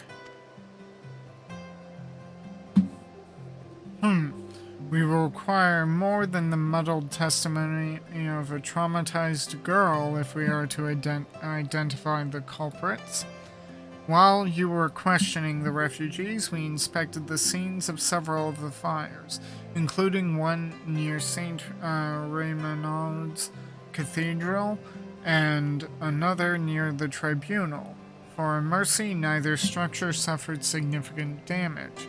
Some might say they were spared by the grace of the Fury, others might question how such ruthlessly efficient arsonists contrived to fail so miserably on the 2 occasions when their target was a bastion of Ishgardian orthodoxy. Nothing conclusive, of course, but it does give one cause to wonder. Alphino will doubtless have an opinion. Yeah, it is kind of suspicious that the fires would be set to such a lesser extent in the pillars, but be, nothing but wildfire in the broom, despite the difference in the living conditions.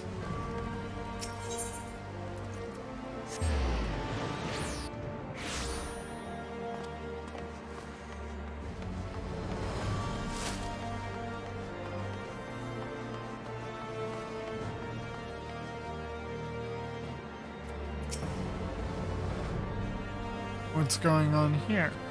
You should have seen the way Alphino tackled him. Good. Now that you are here, we can proceed with the interrogation.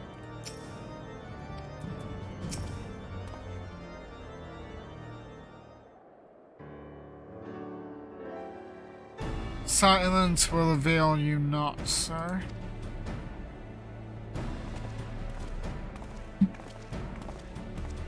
Ah, Myrokos, I was just about to summon you. As you can see, we have detained a suspect. We found this man loitering near the remains of one of the stricken buildings. According to eyewitnesses, he was also present before the fires broke out.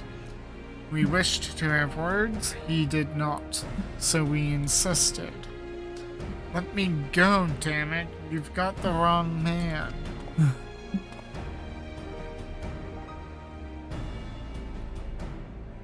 You but reek of oil, and are those burns on your hands? An occupational hazard, I suppose, but tell me, does arson pay well? I am a victim, you imbecile, look at me. Aye, that you are, after a fashion. You should know that your pious patron has already spun us a delightful yarn about how his pet mongrel slipped the leash and set about burning half the city to the ground. Not very noble of him, I grant you, but then these highborn types rarely do show loyalty to their pets. In fact, he called you rabid and begged us to put you down. That's bollocks. He's the one what told me to keep going. Ooh. Ever a sinner such as me could find salvation in the Fury's work, he said. I'd left it behind. I tried to. With all my heart. Said my prayers every day like a good man, but he came to me. he came to me. And there you have it. Hilda, would you be so kind as to escort our friend here to the congregation? Aye, so long as you don't mind if he's limping when we get there.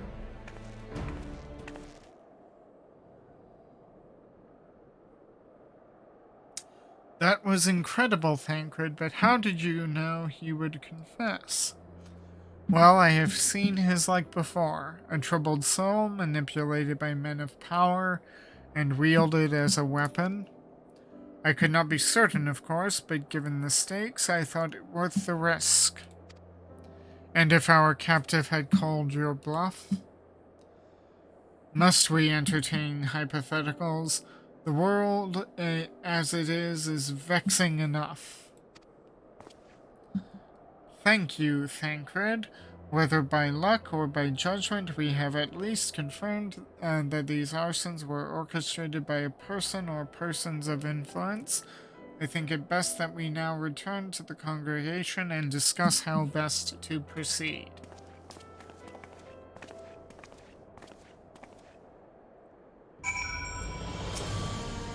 Ah, yes, about that. Think the 12 you've returned to us, but what happened to your old outfit? Ah, yes, about that. Okay.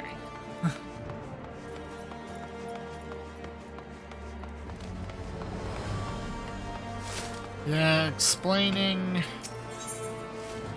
that is going to take a little bit of time.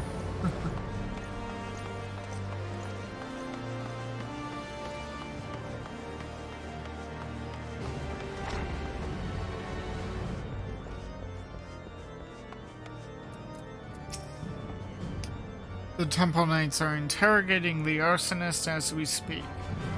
God's willing, we shall have more information ere long. If we could but determine the motive behind these fires. Bit of a gambler, ain't he? Fine by me, but so long as his luck don't run out.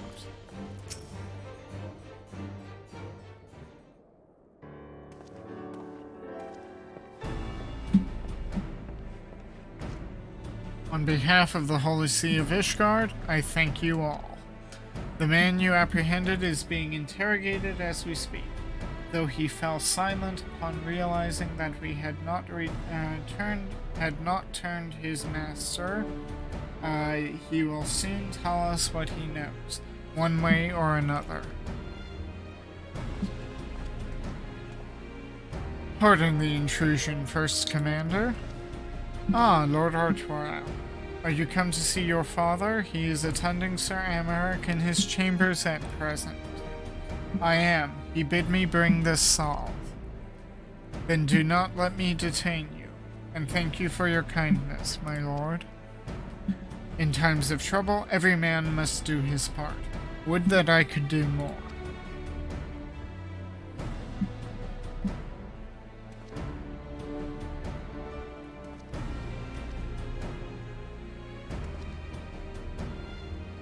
My Lord Artois did not seem to be in the best of spirits. 'Tis little wonder, Master Alphino. His father is widely slandered, and his half-brother not yet cold in the grave. Oh boy. Let's see. Primal accessories and funding. Slave.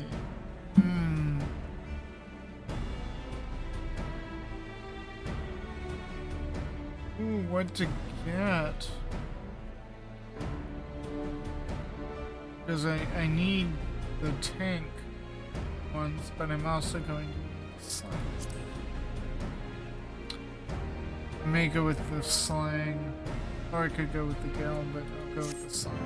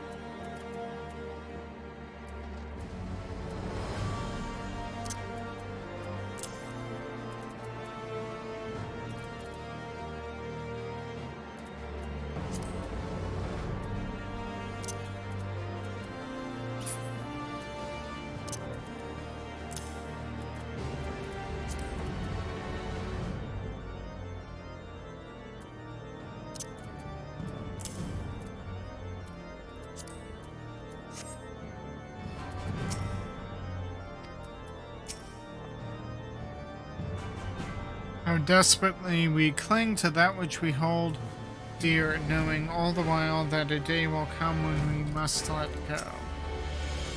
It was not so long ago, was it? No more farewells, not for a good while yet, at least.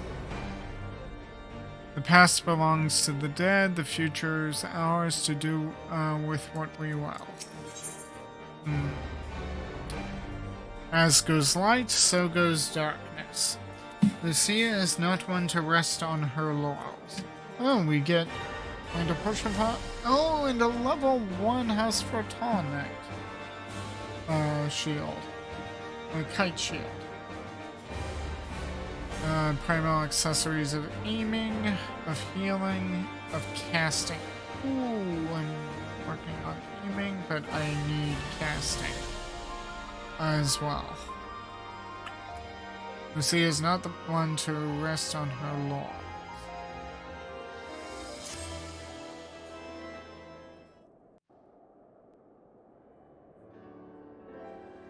I do not mean to diminish our accomplishments, but until we identify the ones who ordered the fires set, our work is far from finished.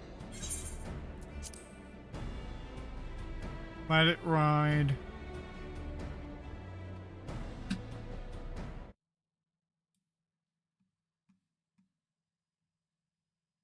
Nishgard, I dare say there's no shortage of parties who would like to see the status quo preserved. Do any likely suspects spring to mind?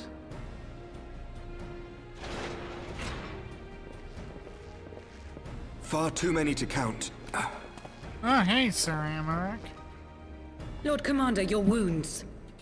Ooh, your wounds. Oh my goodness, the wounds.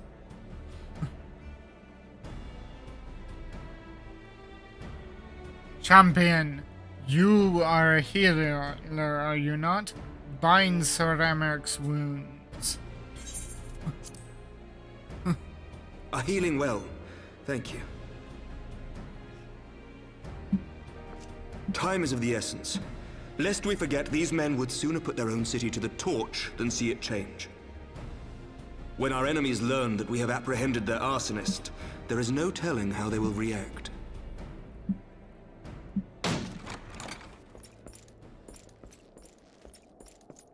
Lord Commander, an armed mob has seized control of the vault. What? And now we know. Tell us what happened, sir. Spare no detail.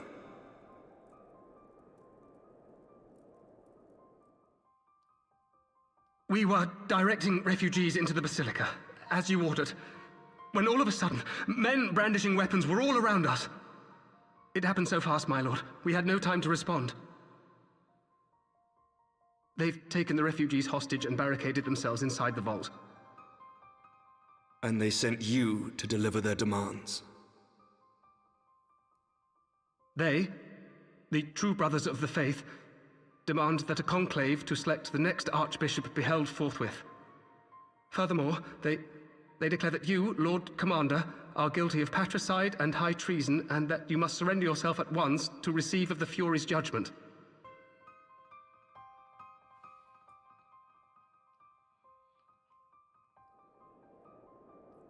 Ridiculous! I mean, do they honestly think that executing Sir Emmerich would change anything? That the truth will somehow die with him? These fundamentalists rage against the passing of the old ways, unable to accept there can be no going back.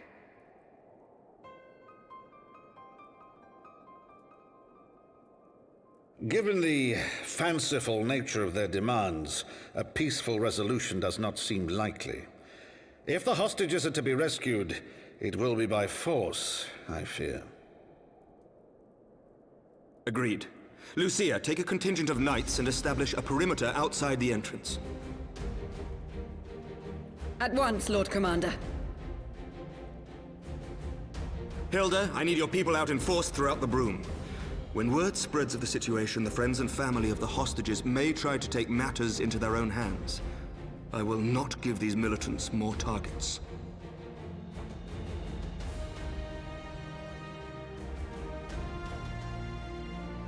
I shall lead the assault on the vault. Master Alphino, can I count on the support of the Scions? Need you ask? Of course.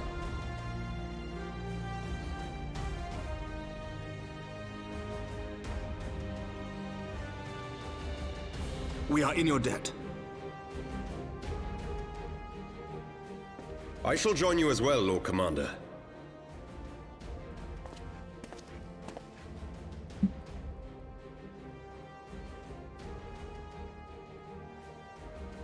Your assistance is most welcome, Lord Atwarel. To arms then, friends. Time is against us.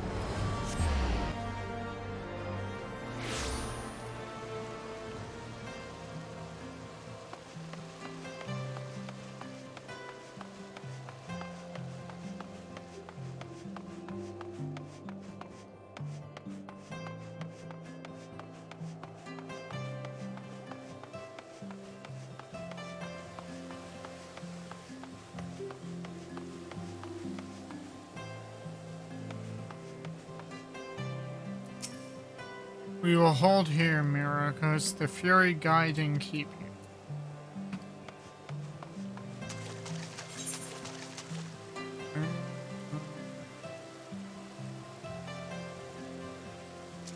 You're Dorinda, right?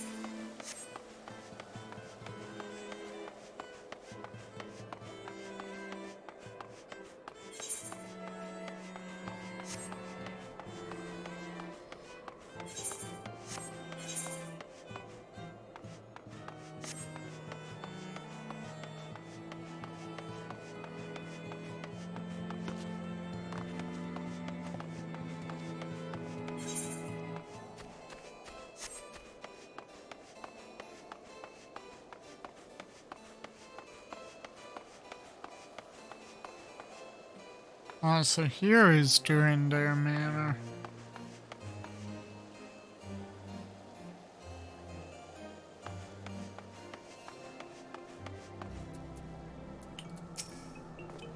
Just like old times, eh? Concentrate on freeing the hostages. I will tend to their wounds.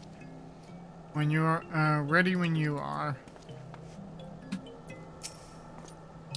Do not concern yourself with my safety, lest you forget I too am a knight.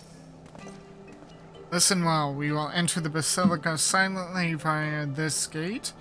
According to our latest reports, there are at least 6 hostages being held within. The numbers and readiness of the true brothers of the faith are unknown. I am told one claimed to have served under Thornton the Seventh. Might the same be true of the rest? Given the swiftness with which they seized control of the vault, I think it highly likely yes. Which means that they may well possess the knowledge required to turn the building's defenses against us. Lovely. Be that as it may, we have no choice but to press on. Lord Artwell, you are a brave man and true. And none would dare question your honor if you chose not to risk your life in this endeavor. Are you certain you wish to join us? I am no stranger to the battlefield, Sir Emmerich. My arm will not falter. My shield will not break. Halone as my witness, we will bring these fanatics to justice. Well said, my lord. Friends, follow me. Okay, here we go. Hopefully it goes well.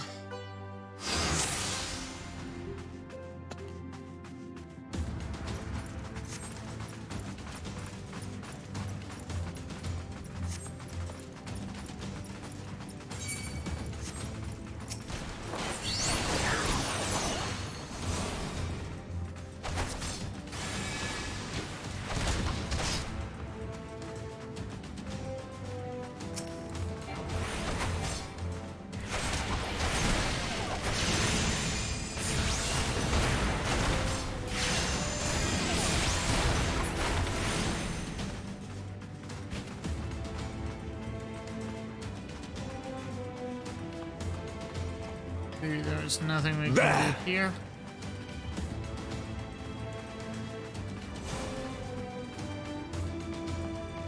I guess we gotta kill these guys first.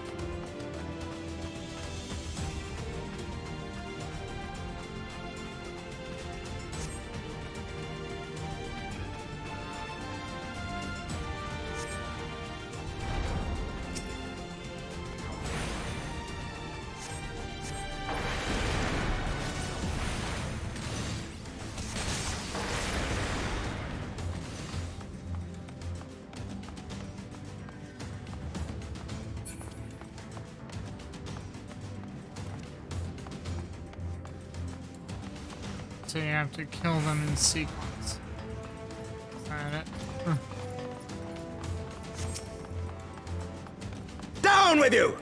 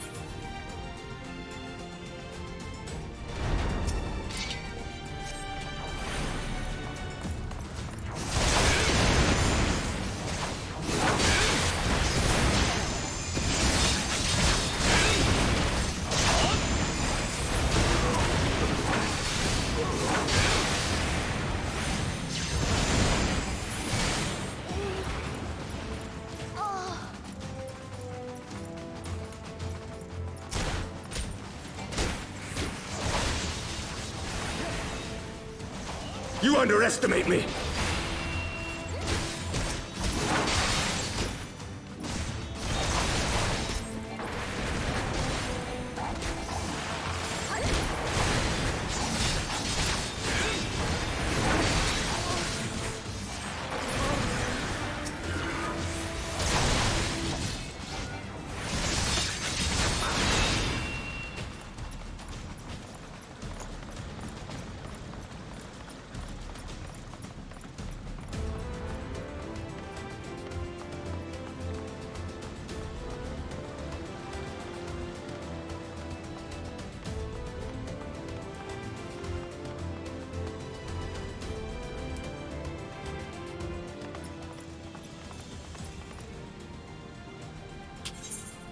So, Simonard, and lay down your arms and release the hostages, and you will be shown mercy. I give you my word.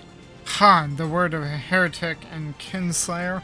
I would sooner trust a dragon. Activate the knights. We shall show the hostages the same mercy he showed the archbishop. Oh dear.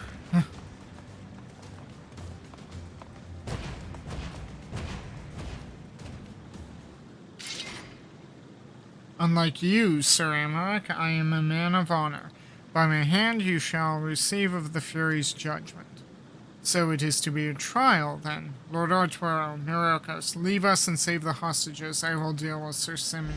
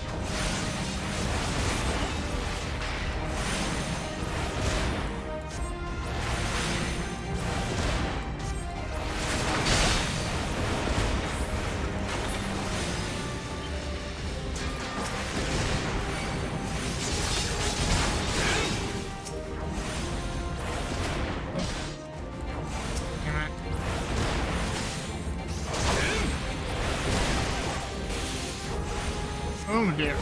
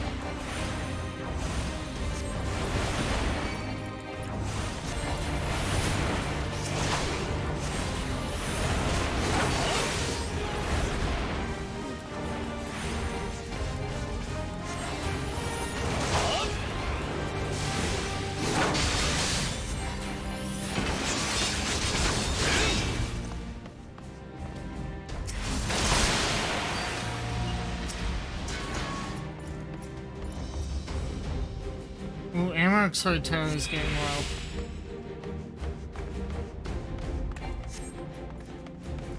It's fine, but I need one more. Where's the other one?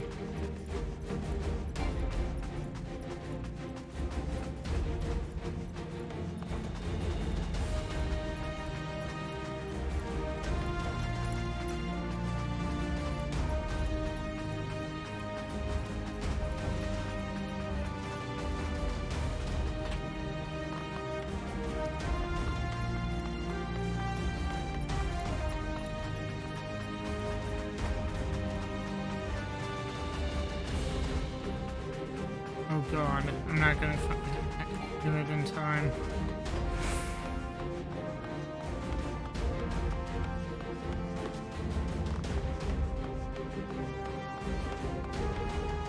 Oh, over here.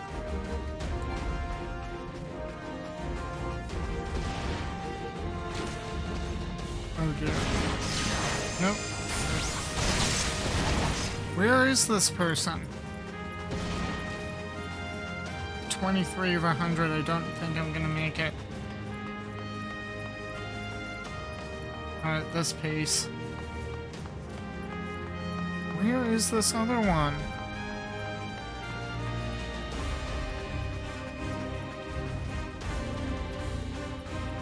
$13.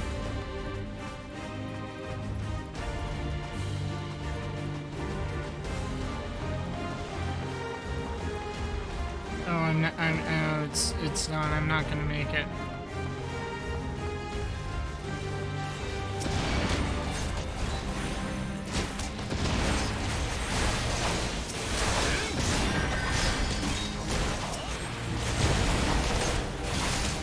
Damn it all.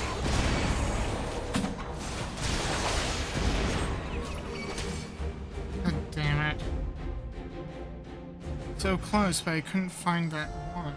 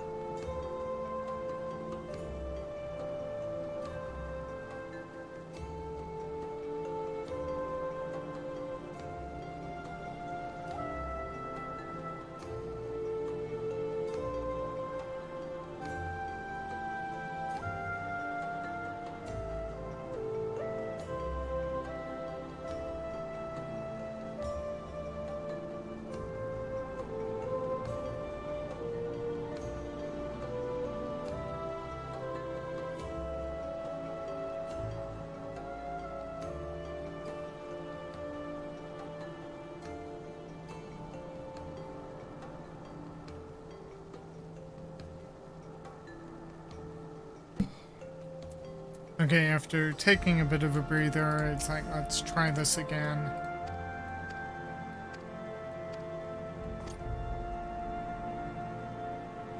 What the fuck is it?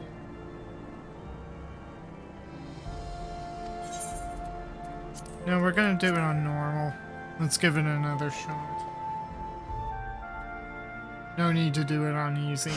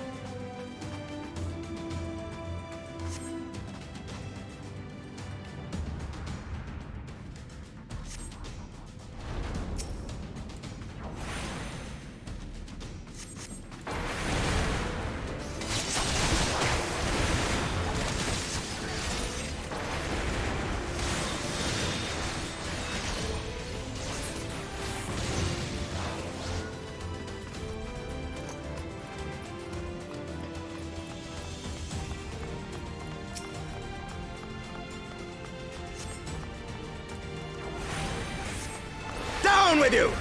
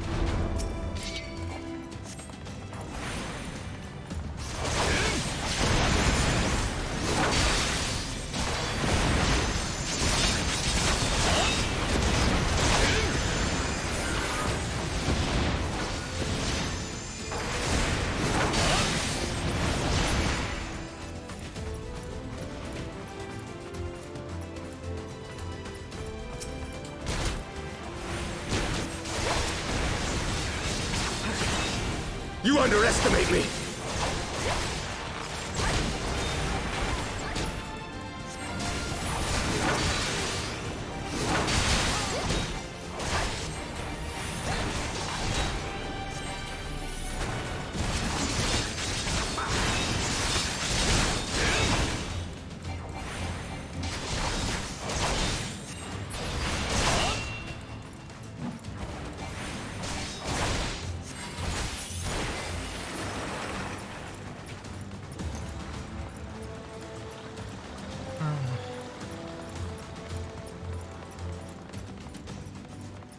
Basically, with this one, you can't afford to run around too much.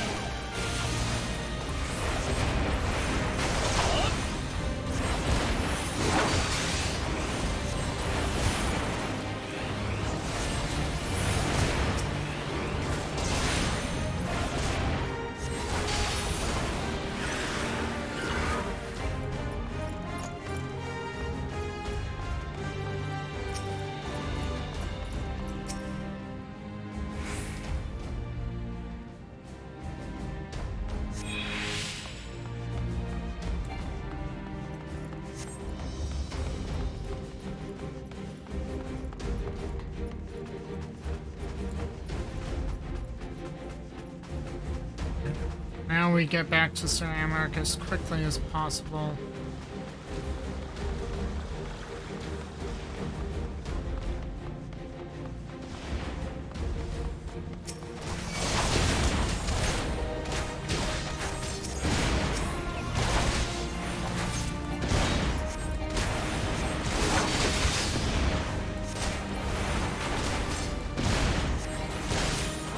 This knight does not yield!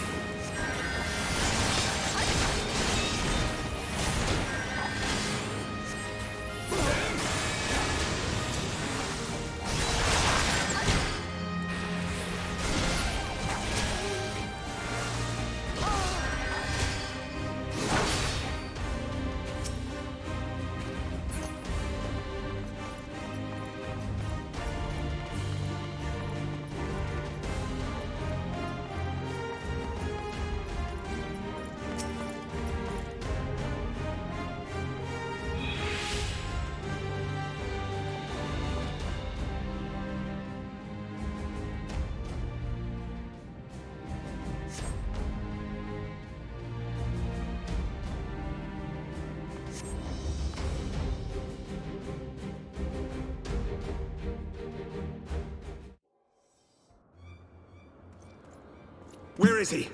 Where is he?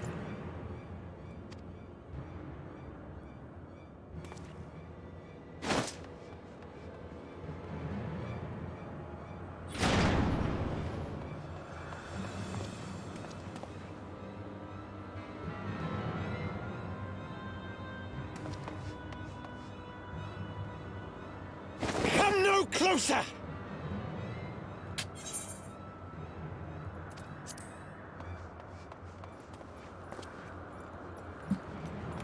You would threaten the life of a child.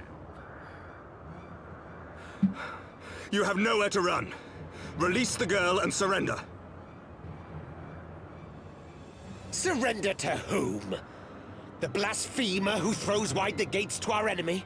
Who breaks bread with him and calls him brother? Ungodly swine! I would sooner die than surrender to you. Is it godly to spill the blood of an innocent child? To burn the homes of your brothers? Tell me, priest, is that godly? Do not speak to me of godliness, heathen! Your father's blood is on your hands, as is hers! But she did nothing. Oh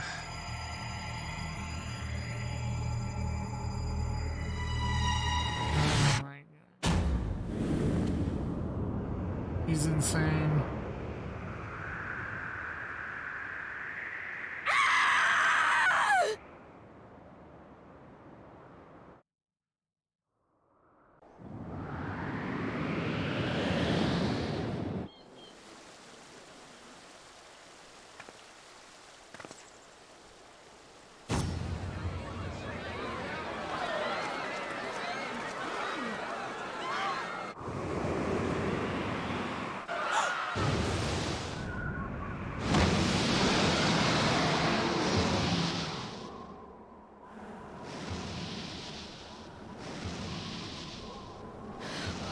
What?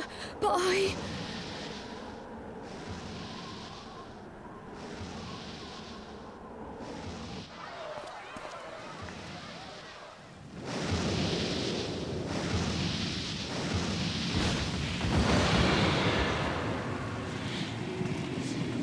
Vidafne!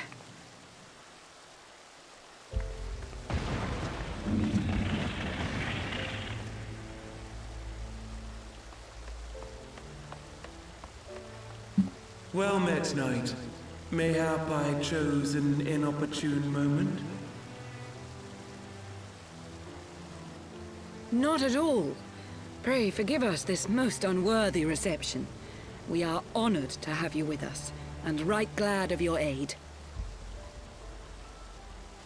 Fortune delivered the child unto me. I had but to receive her.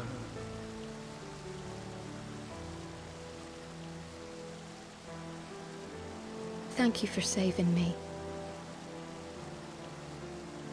Thou art welcome, child.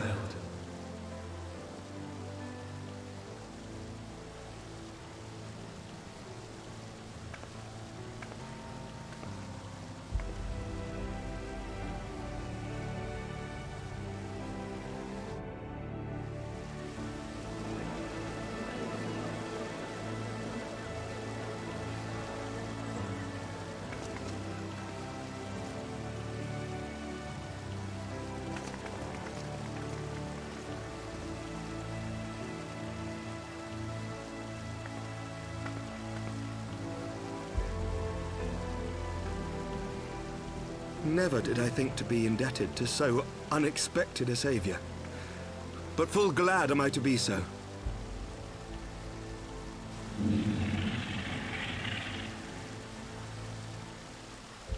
Friend of Izel, warrior of warriors, I had hoped to meet with thee.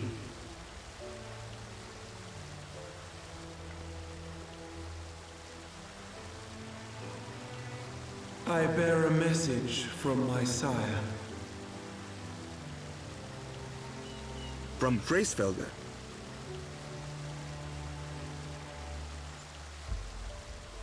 Upon returning to our lands, Nidhogg's shade did sing unto his brood, and they for skies unknown did then take wing. This thou must know, for your fates are inextricably bound. What of Estinian? Is he truly lost to us? Such matters are beyond my ken. I but bear my father's words. Take from them what thou wilt. Fare you well, mortals.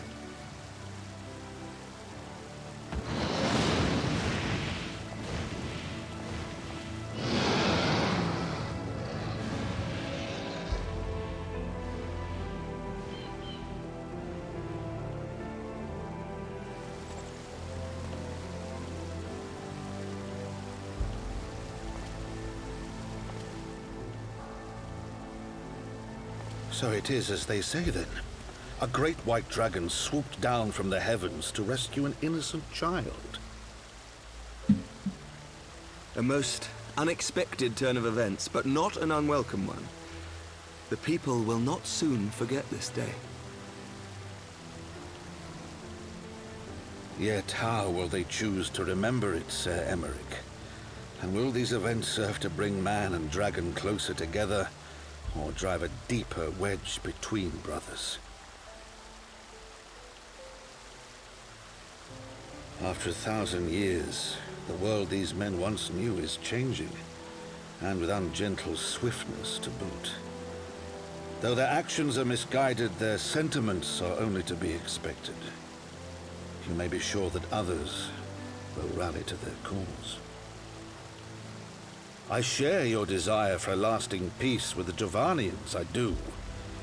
But I would not see it built on the bones of our countrymen, nor on our own.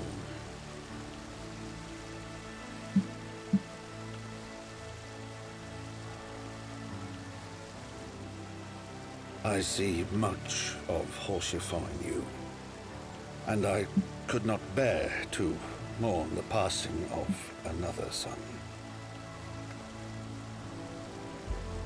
Lord Edmund.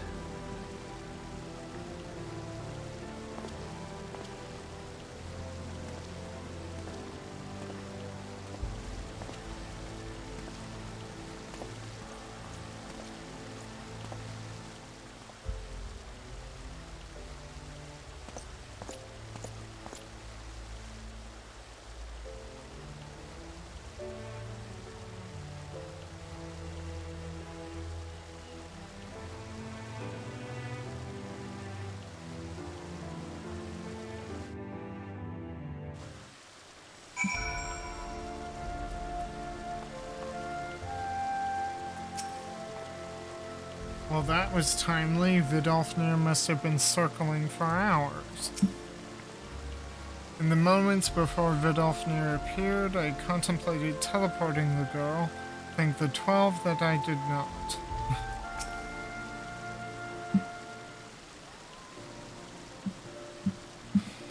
This has been a day of surprises, has it not?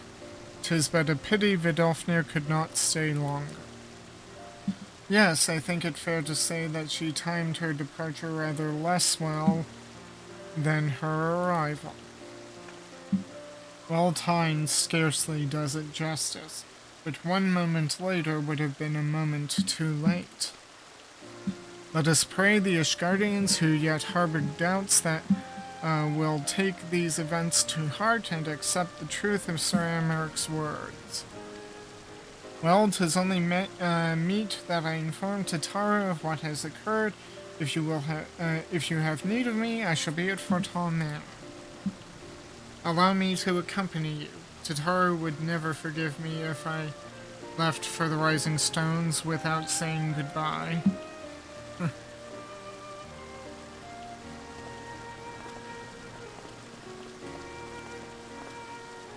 A moment, Myrokos. I wish a word. What's wrong, Ashtala? Tell me, does Thancred seem quite well to you? She sees it.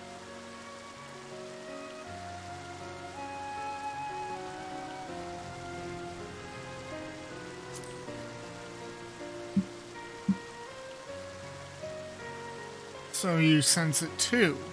A subtle change, imperceptible to most. I myself did not notice it at first, but upon closer examination I saw that his etheric flow had been irreparably disrupted. As a result, I strongly suspect that his ability to manipulate ether has been compromised. Simply put, Thancred may no longer be able to wield magics. It would do much to explain why he chose to remain within the wilderness instead of seeking us out. He would have been compelled to rely solely upon traditional methods of travel, significantly prolonging his journey. Oh my goodness, so he can't use the Aetherite network? You need to use ether in order to use the Aetherite network, and if you lose the ability to manipulate ether, it's no longer an option? Ooh. And when he learned that a nearby beast tribe was making preparations to summon a primal, it may well have seemed more sensible to wait. But this is little more than speculation. Until I have proof, pray speak no word of it.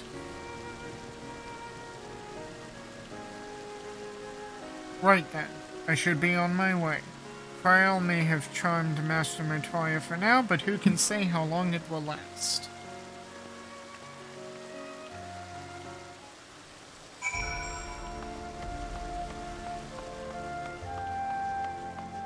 I knew something was off.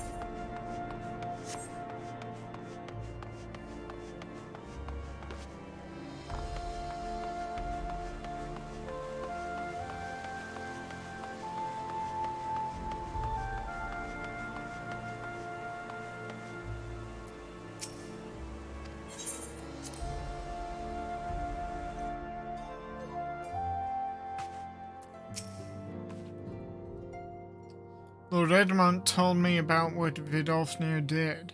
Gods, how I wish I had been there to see it.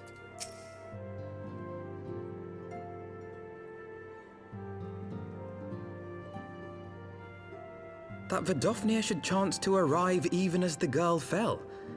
Truly, I could not have planned it better myself.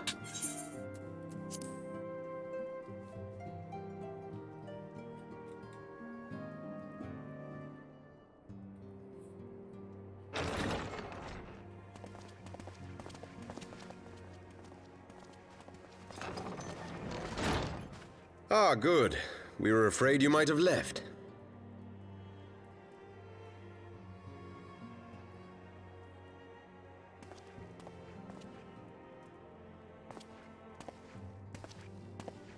A shield, my lord?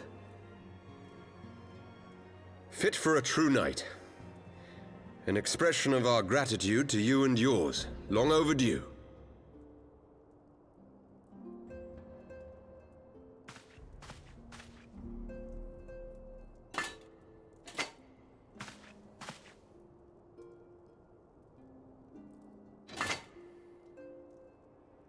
But there is something else I would discuss ere you part.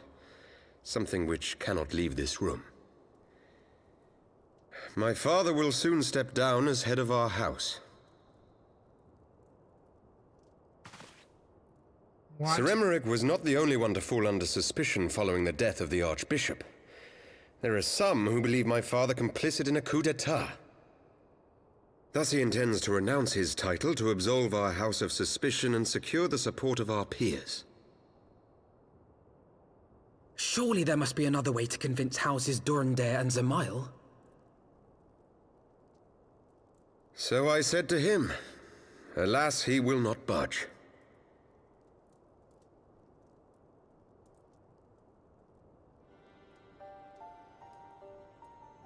Ever since I was a child, I knew that I would one day succeed my father. The thought of it filled me with pride. Yet once I learned the day was at hand, my heart was filled with naught but dread. Our legacy is built upon the lies of our forefathers. In accepting this title, am I not perpetuating this injustice? Why should I become the next count?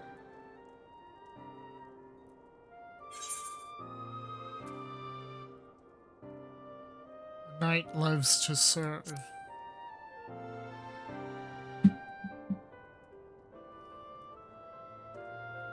You sound just like him. Aye, I suspect that is what Horschiffon would have said. To aid those in need. When you look on that shield, I trust you will remember his words. And should I once more find my resolve wavering, I ask that you show me the way. You were a brother to Horschiffon. Will you be a brother to me as well? Absolutely. I am practically a member of the family, am I not? Come, Emanelaine. There's much to be done. For father, and for Sir Emmerich, and for Ishgard.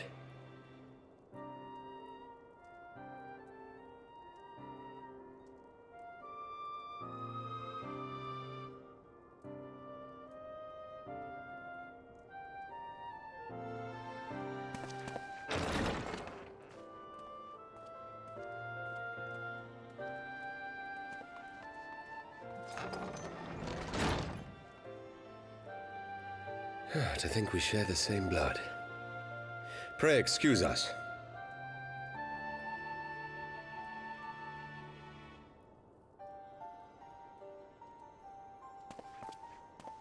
Those were the days of promises and vows, of tentative first steps into an uncertain future. A future shaped by the choices we made, in ways we could never have foreseen. Born of good and evil, of light and darkness, and shepherded by our hand. Be it for weal, or be it for woe.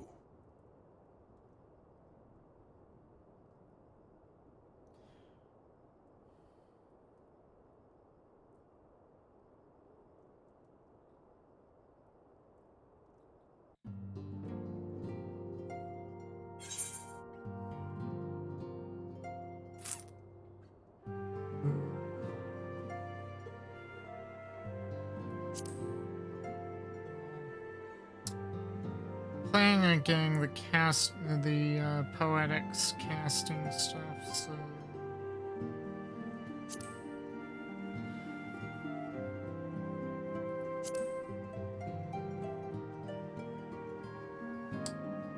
I'm playing getting the poetic stuff for everyone. Why don't I get the Gil 7?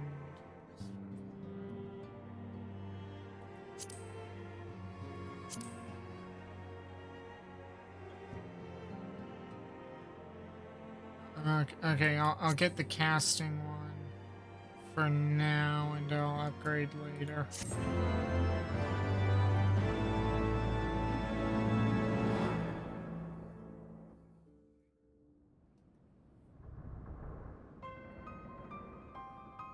Oriange, this is thy proof. The Garun Oracles. Apocrypha. It is a truth long forgotten, a tale of the beginning, and of the path we have been set upon.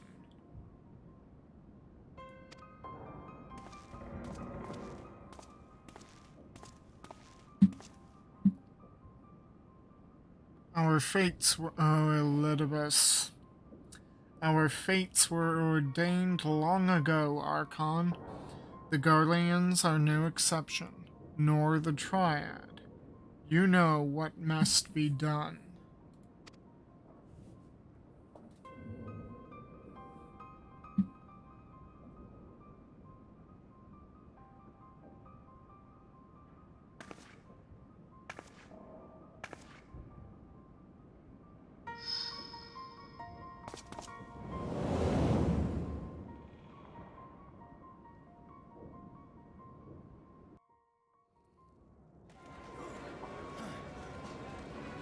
Now, where is this?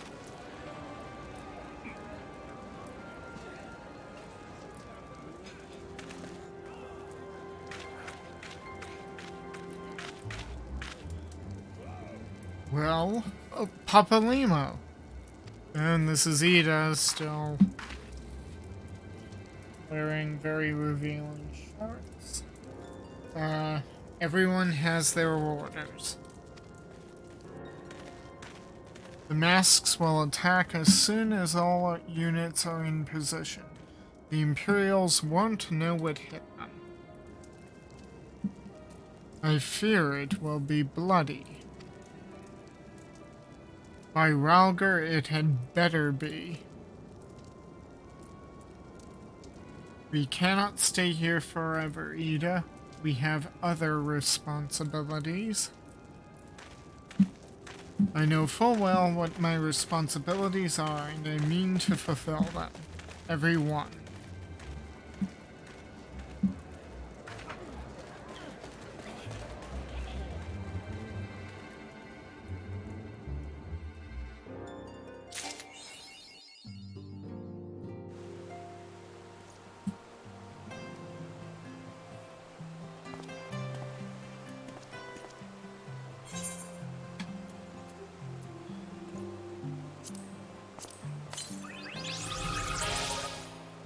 Okay, and with that,